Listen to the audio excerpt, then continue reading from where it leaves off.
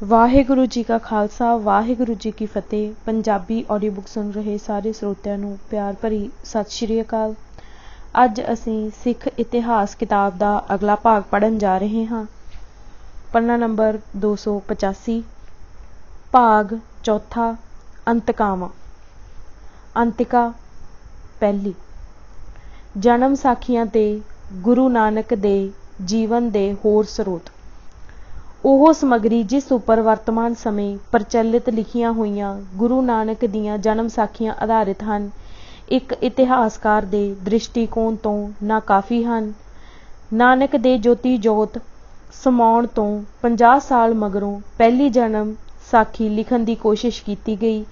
ਭਾਵ ਉਸ ਸਮੇਂ ਕਾਫੀ ਲੋਕ ਜਿਉਂਦੇ ਸਨ ਜਿਹੜੇ ਗੁਰੂ ਜੀ ਨੂੰ ਨਿੱਜੀ ਤੌਰ ਤੇ ਜਾਣਦੇ ਸਨ, ਪਰੰਤੂ ਉਹਨਾਂ ਤੋਂ ਜਾਣਕਾਰੀ ਲੈ ਕੇ ਉਹਨਾਂ ਦੇ ਪ੍ਰਭਾਵ ਲਿਖਣ ਦੀ ਘੱਟ ਹੀ ਕੋਸ਼ਿਸ਼ ਕੀਤੀ ਗਈ। ਉਸ ਪਿੱਛੋਂ ਕਈ ਹੋਰ ਜਨਮ ਸਾਖੀਆਂ ਲਿਖੀਆਂ ਗਈਆਂ ਸਨ। ਅਸੀਂ ਬਿਲਕੁਲ ਨਹੀਂ ਜਾਣਦੇ ਕਿ ਸਭ ਤੋਂ ਪਹਿਲਾਂ ਕਿਹੜੀ ਜਨਮ ਸਾਖੀ ਲਿਖੀ ਗਈ, ਨਾ ਹੀ ਇਹ ਜਾਣਦੇ ਹਾਂ ਕਿ ਉਹਨਾਂ ਦੇ ਲਿਖਣ ਦਾ ਆਧਾਰ ਕਿਹੜੀ ਸਮੱਗਰੀ ਸੀ। ਪਰ ਜਦੋਂ ਇਹ ਲਿਖੀ ਗਈ ਤਾਂ ਫਿਰ ਮਗਰੋਂ ਕਈ ਹੋਰ ਲਿਖੀਆਂ ਗਈਆਂ, ਜਿਨ੍ਹਾਂ ਵਿੱਚ ਪਹਿਲੀਆਂ ਤੋਂ ਸਮੱਗਰੀ ਲਈ ਗਈ ਜਾਂ ਜਿਵੇਂ ਰਚਨਕਾਰ ਨੂੰ ਉਚਿਤ ਲੱਗਾ ਵਾਧੂ ਵਿਸਥਾਰ ਛੱਡ ਦਿੱਤਾ। ਭਾਈ ਮਨੀ ਸਿੰਘ ਵੱਲੋਂ ਲਿਖੀ ਗਈ ਜਨਮ ਸਾਖੀ ਤੋਂ ਬਿਨਾਂ ਸਭ ਜਨਮ ਸਾਖੀਆਂ ਦੀ ਸ਼ੈਲੀ ਜਾਂ ਲਿਖਣ ਢੰਗ ਤੋਂ ਸਾਫ਼ ਪਤਾ ਲੱਗਦਾ ਹੈ ਕਿ ਉਹ ਘੱਟ ਪੜ੍ਹੇ ਲਿਖੇ ਲੋਕਾਂ ਨੇ ਪੂਰੇ ਅਨਪੜ੍ਹ ਲੋਕਾਂ ਲਈ ਲਿਖੀਆਂ ਹਨ। ਉਹ ਜਨਮ ਸਾਖੀਆਂ ਗੁਰੂ ਜੀ ਵੱਲੋਂ ਕਰਾਮਾਤੀ ਕਹਾਣੀਆਂ ਨਾਲ ਭਰੀਆਂ ਪਈਆਂ ਹਨ। ਉਹ ਤੱਥਾਂ ਪੱਖੋਂ ਇੱਕ ਦੂਸਰੀ ਦਾ ਖੰਡਨ ਕਰਦੀਆਂ ਹਨ ਤੇ ਕਈ ਤਾਂ ਸਪਸ਼ਟ ਤੌਰ ਤੇ ਗੁਰੂ ਜੀ ਦੇ ਪਰਿਵਾਰ ਦੀ ਜਾਂ ਦੂਸਰੀ ਸਾਖੀ ਦਾ ਦਾਅਵਾ ਪੇਸ਼ ਕਰਦੀਆਂ ਜਾਪਦੀਆਂ ਹਨ, ਜਿਨ੍ਹਾਂ ਨੂੰ ਗੁਰਗੱਦੀ ਦੇਣ ਸਮੇਂ ਅਣਗੌਲਿਆ ਕਰ ਦਿੱਤਾ ਗਿਆ ਸੀ। ਉਹਨਾਂ ਦੇ ਵਿਸ਼ੇ ਵਸਤੂ ਨੂੰ ਆਦਿ ਗ੍ਰੰਥ ਵਿੱਚੋਂ ਗੁਰੂ ਜੀ ਦੀ ਬਾਣੀ ਜਾਂ ਭਾਈ ਗੁਰਦਾਸ ਦੀਆਂ ਵਾਰਾਂ ਚੋਂ ਹਵਾਲੇ ਦੇ ਕੇ ਹੋਰ ਜ਼ਿਆਦਾ ਵਿਗਾੜਿਆ ਗਿਆ ਸੀ। ਫਿਰ ਵੀ ਜਨਮ ਸਾਖੀਆਂ ਨੂੰ ਪੂਰੀ ਤਰ੍ਹਾਂ ਰੱਦ ਨਹੀਂ ਕੀਤਾ ਜਾ ਸਕਦਾ, ਕਿਉਂਕਿ ਉਹਨਾਂ ਦਾ ਆਧਾਰ ਗੁਰੂ ਜੀ ਦੇ ਜੋਤੀ ਜੋਤ ਸਮਾਉਣ ਦੇ ਮਗਰਲੇ ਸਾਲਾਂ ਵਿੱਚ ਗੁਰੂ ਜੀ ਨਾਲ ਸੰਬੰਧਿਤ ਕਹਾਣੀਆਂ ਤੇ ਪਰੰਪਰਾਵਾਂ ਸਨ ਤੇ ਉਹ ਗੁਰੂ ਜੀ ਦੇ ਜੀਵਨ ਦੇ ਪ੍ਰਮਾਣਿਕ ਤੱਥਾਂ ਵਿੱਚ ਵਾਧਾ ਕਰਦੀਆਂ ਸਨ। ਉਹ ਸਰੋਤ ਜਿਨ੍ਹਾਂ ਉੱਪਰ ਇਸ ਪੁਸਤਕ ਦਾ ਗੁਰੂ ਨਾਨਕ ਨਾਲ ਸੰਬੰਧਿਤ ਕਾਂਡ ਲਿਖਿਆ ਗਿਆ ਹੈ, ਹੇਠ ਦਿੱਤੇ ਜਾਂਦੇ ਹਨ। ਜਨਮ ਸਾਖੀਆਂ। ਕਈ ਜਨਮ ਸਾਖੀਆਂ ਮਿਲਦੀਆਂ ਹਨ। ਨੰਬਰ 1, ਜਨਮ ਸਾਖੀ ਭਾਈ ਬਾਲਾ। ਇਸ ਰਚਨਾ ਬਾਰੇ ਦਾਅਵਾ ਪੇਸ਼ ਕੀਤਾ ਜਾਂਦਾ ਹੈ ਕਿ ਇਹ ਦੂਸਰੇ ਗੁਰੂ ਸ਼੍ਰੀ ਅੰਗਦ ਦੇਵ ਦੇ ਕਹਿਣ ਤੇ ਬਾਲਾ ਸੰਧੂ ਨੇ ਲਿਖਵਾਈ। ਲੇਖਕ ਅਨੁਸਾਰ ਉਹ ਗੁਰੂ ਨਾਨਕ ਦਾ ਨਿਕਟਵਰਤੀ ਸਾਥੀ ਸੀ ਤੇ ਉਸ ਦੀਆਂ ਬਹੁਤ ਸਾਰੀਆਂ ਯਾਤਰਾਵਾਂ ਵਿੱਚ ਉਹ ਉਸ ਦੇ ਨਾਲ ਰਿਹਾ ਸੀ, ਪਰੰਤੂ ਇਸ ਦਾਅਵੇ ਨੂੰ ਰੱਦ ਕਰਨ ਦੇ ਅਨੇਕਾਂ ਤਰਕ ਜਾਂ ਦਲੀਲ ਹਨ। ਊੜਾ। ਗੁਰੂ ਅੰਗਦ, ਜਿਸ ਨੇ ਬਾਲੇ ਤੋਂ ਇਹ ਜਨਮ ਸਾਖੀ ਲਿਖਵਾਈ, ਗੁਰੂ ਨਾਨਕ ਦੇ ਆਖਰੀ ਸਾਲਾਂ ਵਿੱਚ ਉਸ ਦੇ ਨਿਕਟਵਰਤੀ ਸਾਥੀ ਸਨ, ਪਰ ਬਾਲੇ ਦੇ ਕਹਿਣ ਅਨੁਸਾਰ ਗੁਰੂ ਅੰਗਦ ਬਾਲੇ ਨੂੰ ਨਹੀਂ ਜਾਣਦੇ ਸਨ। ਇਹ ਕਿਵੇਂ ਹੋ ਸਕਦਾ ਸੀ? ਐੜਾ। ਗੁਰੂ ਨਾਨਕ ਦੇ ਸਭ ਉੱਘੇ ਪੈਰੋਕਾਰ ਜਿਨ੍ਹਾਂ ਦੇ ਨਾਮ ਸਾਡੇ ਤੱਕ ਪਹੁੰਚੇ ਹਨ, ਭਾਈ ਗੁਰਦਾਸ ਨੇ ਆਪਣੀ ਰਚਨਾ ਵਿੱਚ ਦਰਜ ਕੀਤੇ ਹਨ। ਉਹ ਬਾਲੇ ਸੰਧੂ ਦਾ ਜ਼ਿਕਰ ਨਹੀਂ ਕਰਦਾ। ਸ਼ਾਇਦ ਗਲਤੀ ਨਾਲ ਜਾਂ ਭੁੱਲ ਕਾਰਨ ਰਹਿ ਗਿਆ ਹੋਵੇ, ਕਿਉਂਕਿ ਇਹ ਰਾਏ ਬੁਲਾਰ ਦਾ ਵੀ ਜ਼ਿਕਰ ਨਹੀਂ ਕਰਦਾ। ਈੜੀ। ਜਿਹੜੀ ਭਾਸ਼ਾ ਇਸ ਜਨਮ ਸਾਖੀ ਵਿੱਚ ਵਰਤੀ ਗਈ ਹੈ, ਉਹ ਗੁਰੂ ਨਾਨਕ ਜਾਂ ਗੁਰੂ ਅੰਗਦ ਦੇ ਸਮੇਂ ਬੋਲੀ ਹੀ ਨਹੀਂ ਸੀ ਜਾਂਦੀ, ਸਗੋਂ ਉਹ ਤਾਂ ਘੱਟੋ ਘੱਟ 100 ਸਾਲ ਮਗਰੋਂ ਹੋਂਦ ਵਿੱਚ ਆਈ। ਸੱਸਾ। ਕੁਝ ਸ਼ਬਦ ਜੋ ਨਾਨਕ ਨਾਲ ਜੋੜੇ ਗਏ ਹਨ, ਉਹ ਉਸ ਦੇ ਨਹੀਂ ਹਨ, ਸਗੋਂ ਦੂਸਰੇ ਤੇ 5ਵੇਂ ਗੁਰੂ ਦੇ ਲਿਖੇ ਹੋਏ ਹਨ। ਹਾ। ਕਈ ਥਾਈਂ ਐਸੇ ਕਥਨ ਜਿਵੇਂ ਗੁਰੂ ਜੀ ਕੀ ਫਤਿਹ ਆਦਿ ਵਰਤੇ ਗਏ ਹਨ, ਜੋ ਸਿੱਖਾਂ ਦੇ ਆਖਰੀ ਗੁਰੂ ਗੋਬਿੰਦ ਸਿੰਘ ਦੇ ਸਮੇਂ ਹੀ ਪ੍ਰਚਲਿਤ ਹੋਏ ਸਨ। ਨਿਰਸੰਦੇਹ ਬਾਲਾ ਜਨਮ ਸਾਖੀ ਇੱਕ ਸਮਕਾਲੀ ਰਚਨਾ ਨਹੀਂ ਹੈ। ਵੱਧ ਤੋਂ ਵੱਧ ਇਸ ਨੂੰ 18ਵੀਂ ਸਦੀ ਦੇ ਮੁੱਢਲੇ ਕਾਲ ਦੀ ਰਚਨਾ ਮੰਨਿਆ ਜਾ ਸਕਦਾ ਹੈ। ਨੰਬਰ 2, ਵਿਲਾਇਤ ਵਾਲੀ ਜਨਮ ਸਾਖੀ। 1883 ਈਸਵੀ ਵਿੱਚ ਲੰਡਨ ਦੀ ਇੰਡੀਆ ਆਫਿਸ ਲਾਇਬ੍ਰੇਰੀ ਨੇ ਡਾਕਟਰ ਟਰੰਪ ਤੇ ਉਹਦੀ ਸਹਾਇਤਾ ਕਰ ਰਹੇ ਸਿੱਖ ਵਿਦਵਾਨਾਂ ਦੀ ਵਰਤੋਂ ਲਈ ਇੱਕ ਜਨਮ ਸਾਖੀ ਦਾ ਉਤਾਰਾ ਭੇਜਿਆ। ਇਹ ਜਨਮ ਸਾਖੀ ਲਾਇਬ੍ਰੇਰੀ ਨੂੰ ਕੋਲਬਰੁਕ ਨਾਮ ਦੇ ਇੱਕ ਅੰਗਰੇਜ਼ ਨੇ ਦਿੱਤੀ ਸੀ। ਇਹ ਵਿਲਾਇਤ ਵਾਲੀ ਜਨਮ ਸਾਖੀ ਕਰਕੇ ਮਸ਼ਹੂਰ ਹੋ ਗਈ। ਇਹੋ ਜਨਮ ਸਾਖੀ ਟਰੰਪ, ਮੈਕਾਲਿਫ ਤੇ ਅਨੇਕਾਂ ਸਿੱਖ ਵਿਦਵਾਨਾਂ ਵੱਲੋਂ ਲਿਖੇ ਗਏ ਬਿਰਤਾਂਤਾਂ ਦਾ ਆਧਾਰ ਬਣੀ। ਕਿਹਾ ਜਾਂਦਾ ਹੈ ਕਿ ਇਸ ਨੂੰ 1588 ਈਸਵੀ ਵਿੱਚ ਸੇਵਾਦਾਸ ਨਾਮ ਦੇ ਵਿਅਕਤੀ ਨੇ ਲਿਖਿਆ। ਮਿਹਰਬਾਨ ਵਾਲੀ ਜਨਮ ਸਾਖੀ। ਓਰੀਐਂਟਲ ਕਾਲਜ ਲਾਹੌਰ ਦੇ ਇੱਕ ਉੱਘੇ ਸਿੱਖ ਵਿਦਵਾਨ ਗੁਰਮੁਖ ਸਿੰਘ ਨੂੰ ਇੱਕ ਹੋਰ ਜਨਮ ਸਾਖੀ ਹਾਫਿਜ਼ਾਬਾਦ ਚੋਂ ਮਿਲੀ, ਜੋ ਕੋਲਬਰੁਕ ਦੀ ਲੱਭੀ ਹੋਈ ਜਨਮ ਸਾਖੀ ਨਾਲ ਬਹੁਤ ਮਿਲਦੀ ਸੀ। ਗੁਰਮੁਖ ਸਿੰਘ, ਜੋ ਸਿੱਖ ਧਰਮ ਦੀ ਖੋਜ ਸੰਬੰਧੀ ਮਿਸਟਰ ਮੈਕਾਲਿਫ ਦਾ ਸਹਿਯੋਗ ਕਰ ਰਿਹਾ ਸੀ, ਉਸ ਨੇ ਇਹ ਉਸ ਅੰਗਰੇਜ਼ ਦੇ ਸਪੁਰਦ ਕਰ ਦਿੱਤੀ, ਜਿਸ ਨੇ ਇਸ ਨੂੰ ਨਵੰਬਰ 1885 ਈਸਵੀ ਵਿੱਚ ਛਪਵਾਇਆ। ਇਹ ਜਨਮ ਸਾਖੀ ਪੂਰੀ ਤਰ੍ਹਾਂ ਇੰਡੀਆ ਆਫਿਸ ਵਾਲੀ ਜਨਮ ਸਾਖੀ ਨਾਲ ਮਿਲਦੀ ਹੈ। ਨੰਬਰ 4, ਹੋਰ ਜਨਮ ਸਾਖੀਆਂ। ਉਸ ਪਿੱਛੋਂ ਕਈ ਹੋਰ ਜਨਮ ਸਾਖੀਆਂ ਦੀ ਖੋਜ ਕੀਤੀ ਗਈ ਹੈ। ਉਹ ਵਸਤੂ ਪੱਖੋਂ ਮਗਰਲੀਆਂ ਦੋਹਾਂ ਜਨਮ ਸਾਖੀਆਂ ਨਾਲ ਮਿਲਦੀਆਂ ਹਨ। ਪ੍ਰਸਿੱਧ ਇਤਿਹਾਸਕਾਰ ਕਰਮ ਸਿੰਘ ਨੇ ਆਪਣੀ ਖੋਜ ਯਾਤਰਾ ਦੌਰਾਨ ਲਗਭਗ ਅੱਧੀ ਦਰਜ ਜਨਮ ਸਾਖੀਆਂ ਦਾ ਵਰਣਨ ਕੀਤਾ ਹੈ। ਸਿੱਟਾ ਇਹੋ ਨਿਕਲਦਾ ਹੈ ਕਿ ਭਾਵੇਂ ਇਹਨਾਂ ਜਨਮ ਸਾਖੀਆਂ ਵਿੱਚ ਕੋਈ ਵੀ ਸਮਕਾਲੀ ਨਹੀਂ ਹੈ, ਪਰ ਉਹ ਜ਼ਰੂਰ ਕਿਸੇ ਅਜਿਹੀ ਜੀਵਨੀ ਤੇ ਆਧਾਰਿਤ ਹਨ ਜੋ ਪਹਿਲਾਂ ਲਿਖੀ ਜਾਂ ਗਈ ਸੀ, ਪਰ ਉਹ ਹੁਣ ਉਪਲਬਧ ਨਹੀਂ ਹੈ ਜਾਂ ਉਸ ਦਾ ਖੁਰਾ ਖੋਜ ਨਹੀਂ ਮਿਲਦਾ। ਇੱਕ ਇਤਿਹਾਸਕਾਰ ਇਹਨਾਂ ਨੂੰ ਨਾ ਤਾਂ ਪੂਰੀ ਤਰ੍ਹਾਂ ਰੱਦ ਕਰ ਸਕਦਾ ਹੈ ਤੇ ਨਾ ਹੀ ਸਵੀਕਾਰ ਕਰ ਸਕਦਾ ਹੈ। ਜੋ ਕੁਝ ਉਹਨਾਂ ਜਨਮ ਸਾਖੀਆਂ ਵਿੱਚ ਵਰਣਨ ਕੀਤਾ ਗਿਆ, ਉਸ ਨੂੰ ਪ੍ਰਾਪਤ ਸਮੱਗਰੀ ਦੇ ਨਾਲ ਮੇਲ ਕੇ ਹੀ ਪਰਖਿਆ ਜਾ ਸਕਦਾ ਹੈ। ਨੰਬਰ 2, ਆਦਿ ਗ੍ਰੰਥ। ਆਦਿ ਗ੍ਰੰਥ ਵਿੱਚ ਗੁਰੂ ਨਾਨਕ ਦੀਆਂ ਰਚਨਾਵਾਂ ਭਾਵ ਬਾਣੀ ਵਿੱਚ ਸਮਕਾਲੀ ਘਟਨਾਵਾਂ ਦੇ ਹਵਾਲੇ ਵੀ ਮਿਲਦੇ ਹਨ, ਜਿਨ੍ਹਾਂ ਵਿੱਚ ਸਭ ਤੋਂ ਵਧੀਆ ਮਹੱਤਵਪੂਰਨ 1521 ਵਿੱਚ ਸੈਦਪੁਰ ਦੀ ਬਾਬਰ ਵੱਲੋਂ ਲੁੱਟ ਹੈ, ਜਿੱਥੇ ਨਾਨਕ ਵੀ ਹਾਜ਼ਰ ਸੀ। ਇਹ ਤੱਥ ਜਨਮ ਸਾਖੀਆਂ ਵਿੱਚ ਦਿੱਤੀਆਂ ਘਟਨਾਵਾਂ ਦੀ ਤਰਤੀਬ ਨੂੰ ਉਲਟ-ਪੁਲਟ ਕਰ ਦਿੰਦਾ ਹੈ। ਇਸ ਤੋਂ ਬਿਨਾਂ ਜਨਮ ਸਾਖੀਆਂ ਕੁਝ ਸ਼ਬਦਾਂ ਨੂੰ ਨਾਨਕ ਨਾਲ ਜੋੜਦੀਆਂ ਹਨ, ਜਿਵੇਂ ਕਿ ਪ੍ਰਾਣ ਸੰਗਲੀ, ਜਿਸ ਨੂੰ ਆਦਿ ਗ੍ਰੰਥ ਦੇ ਸੰਪਾਦਕ ਗੁਰੂ ਅਰਜਨ ਨੇ ਪ੍ਰਮਾਣਿਕ ਤੇ ਭਰੋਸੇਯੋਗ ਨਹੀਂ ਸਮਝਿਆ। ਇਹੋ ਕਾਰਨ ਸੀ ਕਿ ਇਸ ਨੂੰ ਬੜੀ ਮੁਸ਼ਕਿਲ ਨਾਲ ਪ੍ਰਾਪਤ ਕਰਨ ਮਗਰੋਂ ਇਸ ਨੂੰ ਆਪਣੇ ਸੰਪਾਦਿਤ ਸੰਗ੍ਰਹਿ ਵਿੱਚ ਸ਼ਾਮਿਲ ਨਹੀਂ ਕੀਤਾ ਗਿਆ ਸੀ।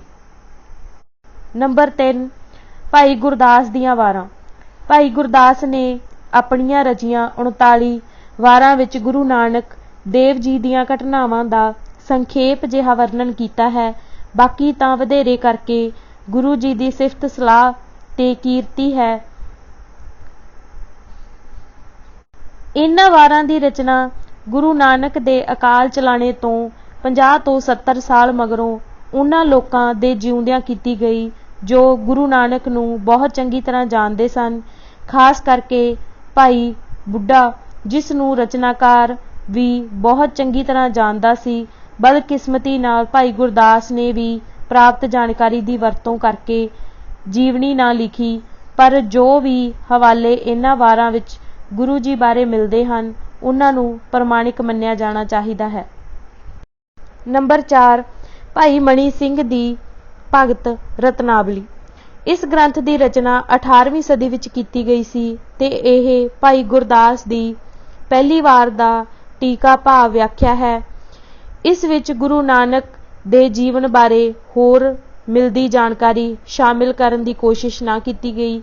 ਇਹ ਮਹੱਤਵਪੂਰਨ ਹੈ ਕਿ ਭਗਤ ਰਤਨਾਵਲੀ, ਜਿਸ ਵਿੱਚ ਗੁਰੂ ਨਾਨਕ ਦੇ ਸਾਥੀਆਂ ਤੇ ਚੇਲਿਆਂ ਦੇ ਨਾਵਾਂ ਦੀ ਸੂਚੀ ਦਿੱਤੀ ਗਈ ਹੈ, ਉਹਨਾਂ ਵਿੱਚ ਬਾਲਾ ਸੰਧੂ ਦਾ ਕੋਈ ਜ਼ਿਕਰ ਨਹੀਂ ਸੀ। ਨੰਬਰ 5, ਸਰੂਪ ਦਾਸ ਦਾ ਮਹਿਮਾ ਪ੍ਰਕਾਸ਼। ਇਸ ਦੀ ਰਚਨਾ 1776 ਵਿੱਚ ਕੀਤੀ ਗਈ। ਨੰਬਰ 6, ਸੰਤੋਖ ਸਿੰਘ ਦਾ ਰਚਿਤ ਨਾਟਕ ਪ੍ਰਕਾਸ਼। ਇਸ ਦੀ ਰਚਨਾ 1823 ਵਿੱਚ ਕੀਤੀ ਗਈ। ਤੇ ਇਹ ਬਾਲਾ ਸੰਧੂ ਦੇ ਨਾਮ ਨਾਲ ਜੁੜੀ ਜਨਮ ਸਾਖੀ ਉੱਪਰ ਆਧਾਰਿਤ ਹੈ ਤੇ ਇਸ ਵਿੱਚ ਉਸੇ ਜਨਮ ਸਾਖੀਆਂ ਵਾਲੇ ਦੋਸ਼ ਸ਼ਾਮਿਲ ਹਨ। ਨੰਬਰ 7 ਮੁਹਾਸਿਨ ਫਾਨੀ ਦੀ ਰਚਨਾ ਦਬਿਸਤਾਨ। ਇਹ ਲੇਖਕ 6ਵੇਂ ਗੁਰੂ ਹਰਗੋਬਿੰਦ ਦਾ ਸਮਕਾਲੀ ਸੀ। ਇਸ ਵਿੱਚ ਗੁਰੂ ਨਾਨਕ ਬਾਰੇ ਬੜੇ ਥੋੜੇ ਹਵਾਲੇ ਹਨ ਤੇ ਇਹ ਵੀ ਪ੍ਰਸ਼ੰਸਾਮਈ ਹਨ ਤੇ ਘਟਨਾਵਾਂ ਦੇ ਤੱਥਾਂ ਦਾ ਵਰਣਨ ਨਹੀਂ ਕਰਦੇ। ਇਹ ਵੀ ਪਤਾ ਨਹੀਂ ਕਿ ਮੁਹਾਸਿਨ ਫਾਨੀ ਕੌਣ ਸੀ।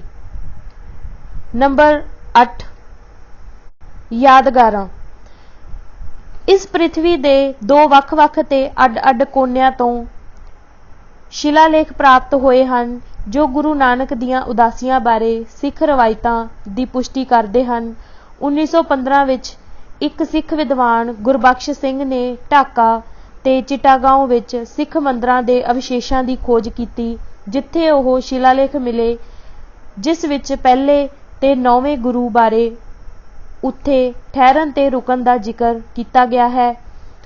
1916 ਵਿੱਚ ਸਿੱਖ ਫੌਜੀਆਂ ਨੂੰ ਬਗਦਾਦ ਵਿੱਚ ਇੱਕ ਸ਼ਿਲਾਲੇਖ ਲੱਭਾ ਜਿਹੜਾ ਸ਼ਹਿਰ ਵਿੱਚ ਗੁਰੂ ਜੀ ਦੇ ਰਹਿਣ ਦੀ ਯਾਦਗਾਰ ਨੂੰ ਦਰਸਾਉਂਦਾ ਹੈ।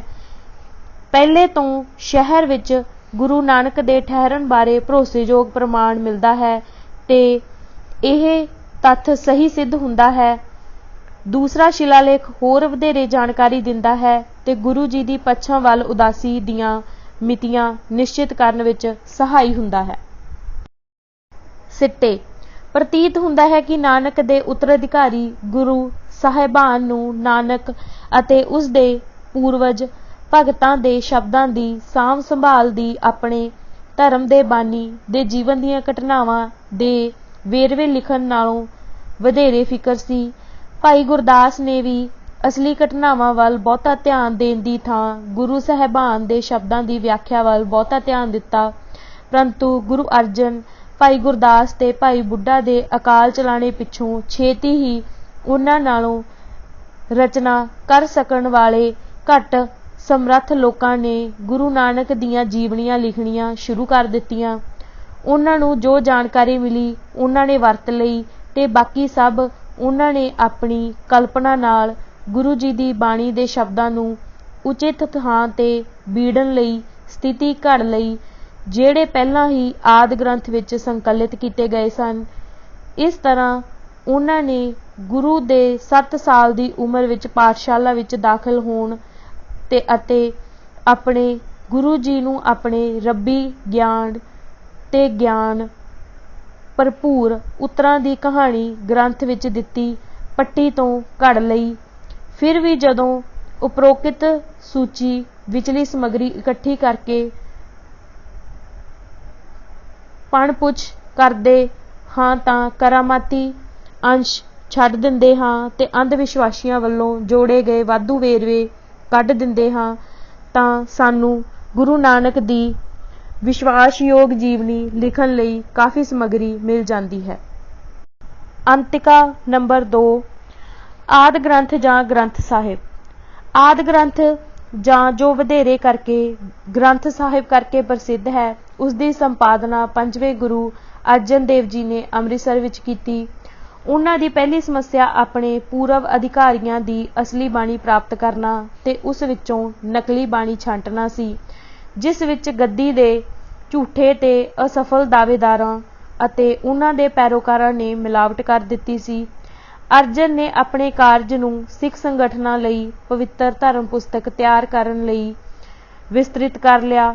ਉਸ ਨੇ ਹਰ ਪਾਸੇ ਬਾਣੀ ਬਾਰੇ ਜਾਣਕਾਰੀ ਲੈਣ ਤੇ ਇਕੱਤਰਿਤ ਕਰਨ ਲਈ ਆਪਣੇ ਸੇਵਕ ਤੇ ਪ੍ਰਤੀਨਿਧ ਭੇਜੇ ਤੇ ਆਪ ਵੀ ਤੀਸਰੇ ਗੁਰੂ ਅਮਰਦਾਸ ਦੇ ਪੁੱਤਰ ਮੋਹਨ ਪਾਸ ਗਏ ਤੇ ਉਸ ਨੂੰ ਪਹਿਲੇ 3 ਗੁਰੂ ਸਾਹਿਬਾਨ ਦੀ ਬਾਣੀ ਦੇਣ ਲਈ ਮਨਾ ਲਿਆ, ਜਿਸ ਦੀਆਂ ਪੋਥੀਆਂ ਉਸ ਪਾਸ ਸਨ।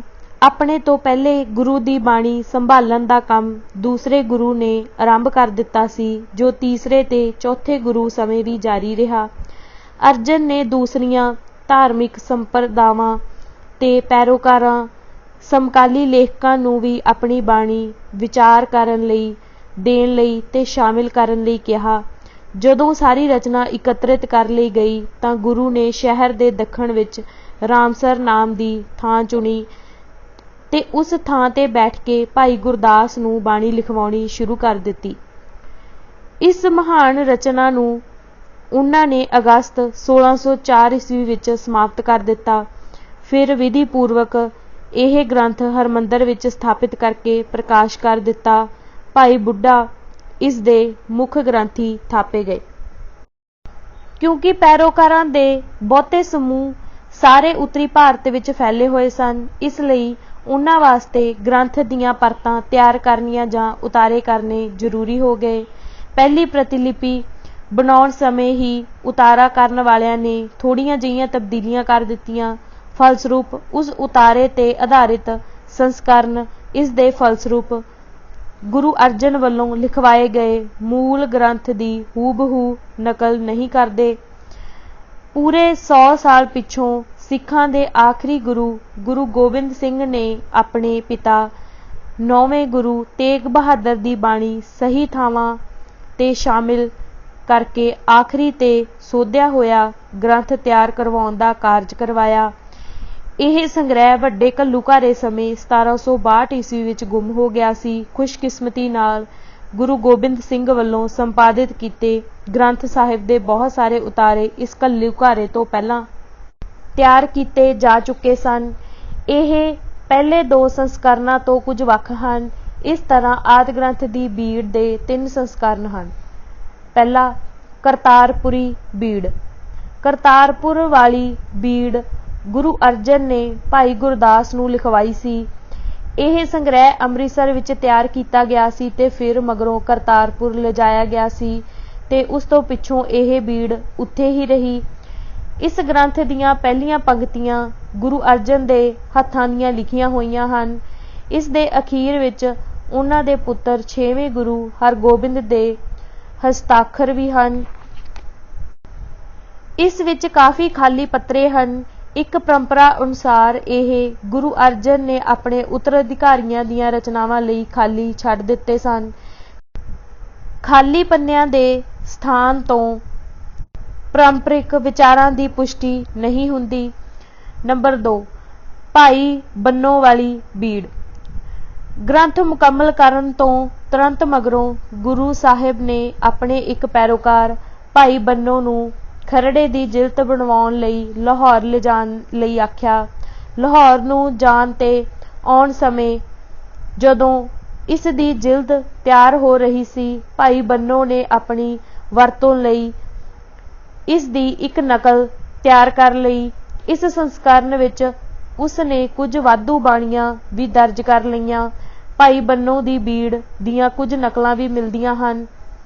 ਨੰਬਰ 3, ਦਮਦਮੇ ਵਾਲੀ ਬੀੜ। ਪਹਿਲੀਆਂ 2 ਬੀੜਾਂ ਵਿੱਚੋਂ ਪਹਿਲੇ 5 ਗੁਰੂਆਂ ਤੇ ਸੰਤਾਂ ਭਗਤਾਂ ਦੀ ਬਾਣੀ ਸ਼ਾਮਿਲ ਸੀ। 6ਵੇਂ 7ਵੇਂ ਤੇ 8ਵੇਂ ਗੁਰੂ ਨੇ ਕੋਈ ਬਾਣੀ ਨਾ ਰਚੀ, ਪਰ 9ਵੇਂ ਗੁਰੂ ਤੇਗ ਬਹਾਦਰ ਤੇ ਉਹਨਾਂ ਦਾ ਪੁੱਤਰ 10ਵਾਂ ਗੁਰੂ ਗੋਬਿੰਦ ਸਿੰਘ ਬਾਣੀ ਦੇ ਵੱਡੇ ਰਚੇਤਾ ਸਨ। ਗੁਰੂ ਅਰਜਨ ਵੱਲੋਂ ਲਿਖਵਾਈ ਗਈ ਬੀੜ ਦੇ ਖਾਲੀ ਪੰਨਿਆਂ ਦੀ ਥਾਂ ਉਹਨਾਂ ਦੀ ਲਿਖੀ ਬਾਣੀ ਦਰਜ ਕਰਨ ਲਈ ਕਾਫੀ ਨਹੀਂ ਸੀ ਤੇ ਨਾ ਹੀ ਖਾਲੀ ਪੰਨੇ ਐਸੀ ਥਾਂ ਤੇ ਹਨ ਜਿਨ੍ਹਾਂ ਤੋਂ ਇਹ ਸਪਸ਼ਟ ਹੁੰਦਾ ਹੋਵੇ ਕਿ ਗੁਰੂ ਜੀ ਨੇ ਇਹ ਬਾਣੀ ਨਿਸ਼ਚਿਤ ਰੂਪ ਵਿੱਚ ਹੋਰ ਬਾਣੀ ਦਰਜ ਕਰਨ ਲਈ ਛੱਡੇ ਸਨ। ਗੁਰੂ ਗੋਬਿੰਦ ਸਿੰਘ ਨੇ ਆਪਣੀ ਬਾਣੀ ਗ੍ਰੰਥ ਸਾਹਿਬ ਵਿੱਚ ਦਰਜ ਨਹੀਂ ਕੀਤੀ। ਉਸ ਦੇ ਚੇਲੇ ਭਾਈ ਮਣੀ ਸਿੰਘ ਨੇ ਇੱਕ ਵੱਖਰੇ ਗ੍ਰੰਥ ਵਿੱਚ, ਜਿਸ ਨੂੰ 10ਵੇਂ ਪਾਤਸ਼ਾਹ ਦਾ ਗ੍ਰੰਥ ਕਿਹਾ ਜਾਂਦਾ ਹੈ, ਉਸ ਦੀ ਬਾਣੀ ਸੰਗ੍ਰਹਿਤ ਕੀਤੀ। ਪਰੰਤੂ ਗੁਰੂ ਗੋਬਿੰਦ ਸਿੰਘ ਦੀ ਇਹ ਇੱਛਾ ਜ਼ਰੂਰ ਸੀ ਕਿ ਉਹਨਾਂ ਦੇ ਪਿਤਾ ਦੀ ਬਾਣੀ ਗ੍ਰੰਥ ਵਿੱਚ ਦਰਜ ਕੀਤੀ ਜਾਵੇ। ਜਾਪਦਾ ਹੈ ਕਿ ਆਨੰਦਪੁਰ ਵਿੱਚ ਰਹਿੰਦਿਆਂ ਹੀ ਉਹਨਾਂ ਨੇ ਗ੍ਰੰਥ ਵਿੱਚ ਉਹ ਬਾਣੀ ਦਰਜ ਕਰ ਲਈ ਸੀ ਤੇ ਆਨੰਦਪੁਰ ਦੀ ਤਬਾਹੀ ਪਿੱਛੋਂ ਜਦੋਂ ਉਹਨਾਂ ਨੂੰ 1704 ਦੇ ਯੁੱਧ ਪਿੱਛੋਂ ਦਮਦਮਾ ਵਿੱਚ ਕੁਝ ਸਾਹ ਲੈਣ ਦਾ ਮੌਕਾ ਮਿਲਿਆ ਤਾਂ ਉਹਨਾਂ ਨੇ ਭਾਈ ਮਣੀ ਸਿੰਘ ਨੂੰ ਉਹ ਗ੍ਰੰਥ ਮੁੜ ਲਿਖਵਾਇਆ। ਅੱਜ ਕੱਲ੍ਹ ਗੁਰਦੁਆਰਿਆਂ ਵਿੱਚ ਆਦਿ ਗ੍ਰੰਥ ਦੀ ਜਿਸ ਬੀੜ ਦਾ ਪ੍ਰਕਾਸ਼ ਕੀਤਾ ਜਾਂਦਾ ਹੈ, ਉਹ ਦਮਦਮਾ ਵਿੱਚ ਭਾਈ ਮਣੀ ਸਿੰਘ ਜੀ ਦੀ ਲਿਖੀ ਹੋਈ ਬੀੜ ਦੇ ਉਤਾਰੇ ਹੀ ਹਨ। ਯੋਗਦਾਨੀ। ਆਦਿ ਗ੍ਰੰਥ ਜਿਸ ਨੂੰ ਹੁਣ ਪ੍ਰਮਾਣਿਕ ਮੰਨਿਆ ਜਾਂਦਾ ਹੈ ਤੇ ਜਿਸ ਨੂੰ ਗੁਰਦੁਆਰਿਆਂ ਵਿੱਚ ਗੁਰੂ ਦੇ ਸਰੂਪ ਵਿੱਚ ਸਤਿਕਾਰ ਦਿੱਤਾ ਜਾਂਦਾ ਹੈ 6000 ਸ਼ਬਦਾਂ ਦਾ ਵੱਡਾ ਆਕਾਰੀ ਗ੍ਰੰਥ ਹੈ। ਇਸ ਦੇ ਯੋਗਦਾਨੀਆਂ ਨੂੰ 4 ਭਾਗਾਂ ਵਿੱਚ ਵੰਡਿਆ ਜਾਂਦਾ ਹੈ। ਊੜਾ 6 ਗੁਰੂ ਸਾਹਿਬਾਨ, ਇਹਨਾਂ ਵਿੱਚ ਪਹਿਲੇ 5 ਗੁਰੂ ਤੇ 9ਵੇਂ ਗੁਰੂ ਤੇਗ ਬਹਾਦਰ ਦੀ ਬਾਣੀ ਹੈ। ਸਭ ਤੋਂ ਵੱਧ ਬਾਣੀ 2218 ਸ਼ਬਦ ਗੁਰੂ ਅਰਜਨ ਦੇ ਲਿਖੇ ਹੋਏ ਹਨ ਤੇ ਉਸ ਤੋਂ ਮਗਰੋਂ ਗੁਰੂ ਨਾਨਕ ਦੇ 974, ਅਮਰਦਾਸ ਦੇ 907, ਰਾਮਦਾਸ ਦੇ 679, ਤੇਗ ਬਹਾਦਰ ਦੇ 105 ਤੇ ਅੰਗਦ ਦੇਵ 62 ਸ਼ਬਦ ਹਨ। ਐੜਾ ਹਿੰਦੂ ਭਗਤਾਂ ਤੇ ਮੁਸਲਮਾਨ ਸੂਫੀ, ਗ੍ਰੰਥ ਵਿੱਚ 16 ਹਿੰਦੂ ਭਗਤਾਂ ਤੇ ਮੁਸਲਮਾਨ ਸੂਫੀਆਂ ਦੇ ਸ਼ਬਦ ਦਰਜ ਹਨ। ਕਾਲ ਕਰਮ ਅਨੁਸਾਰ ਸਭ ਤੋਂ ਪਹਿਲਾਂ ਬੰਗਾਲ ਦਾ ਜੈਦੇਵ, ਪੰਜਾਬ ਦਾ ਫਰੀਦ, ਮਹਾਰਾਸ਼ਟਰ ਦੇ ਨਾਮਦੇਵ, ਤਰਲੋਚਨ ਦੇ ਪਰਮਾਨੰਦ, ਸਿੰਧ ਦਾ ਸਦਨਾ, ਉੱਤਰ ਪ੍ਰਦੇਸ਼ ਤੋਂ ਬੇਣੀ ਤੇ ਰਾਮਾਨੰਦ, ਰਾਜਸਥਾਨ ਦੀ ਮੀਰਾਬਾਈ, ਪੀਪਾ ਸੈਣ, ਕਬੀਰ ਤੇ ਰਵਿਦਾਸ, ਉੱਤਰ ਪ੍ਰਦੇਸ਼ ਦੇ ਤੇ ਅਵਧ ਦੇ ਅੰਨੇ ਕਵੀ ਸੂਰਦਾਸ ਦੇ ਸ਼ਬਦ ਹਨ। ਗ੍ਰੰਥ ਸਾਹਿਬ ਵਿੱਚ ਭਗਤਾਂ ਤੇ ਸੂਫੀਆਂ ਦੇ ਦਰਜ ਸ਼ਬਦ 4 ਸਦੀਆਂ ਦੇ ਧਾਰਮਿਕ ਵਿਚਾਰਾਂ ਦੀ ਪ੍ਰਤੀਨਿਧਤਾ ਕਰਦੇ ਹਨ, ਪਰੰਤੂ ਉਹ ਨਿਸ਼ਚਿਤ ਰੂਪ ਵਿੱਚ ਹਿੰਦੀ, ਮਰਾਠੀ ਤੇ ਹੋਰ ਦੂਸਰੀਆਂ ਭਾਸ਼ਾਵਾਂ ਜਿਨ੍ਹਾਂ ਵਿੱਚੋਂ ਲੈ ਕੇ ਉਹ ਪੰਜਾਬ ਵਿੱਚ ਲਿਆਂਦੇ ਗਏ ਪੂਰੀ ਤਰ੍ਹਾਂ ਮੇਲ ਨਹੀਂ ਖਾਂਦੇ।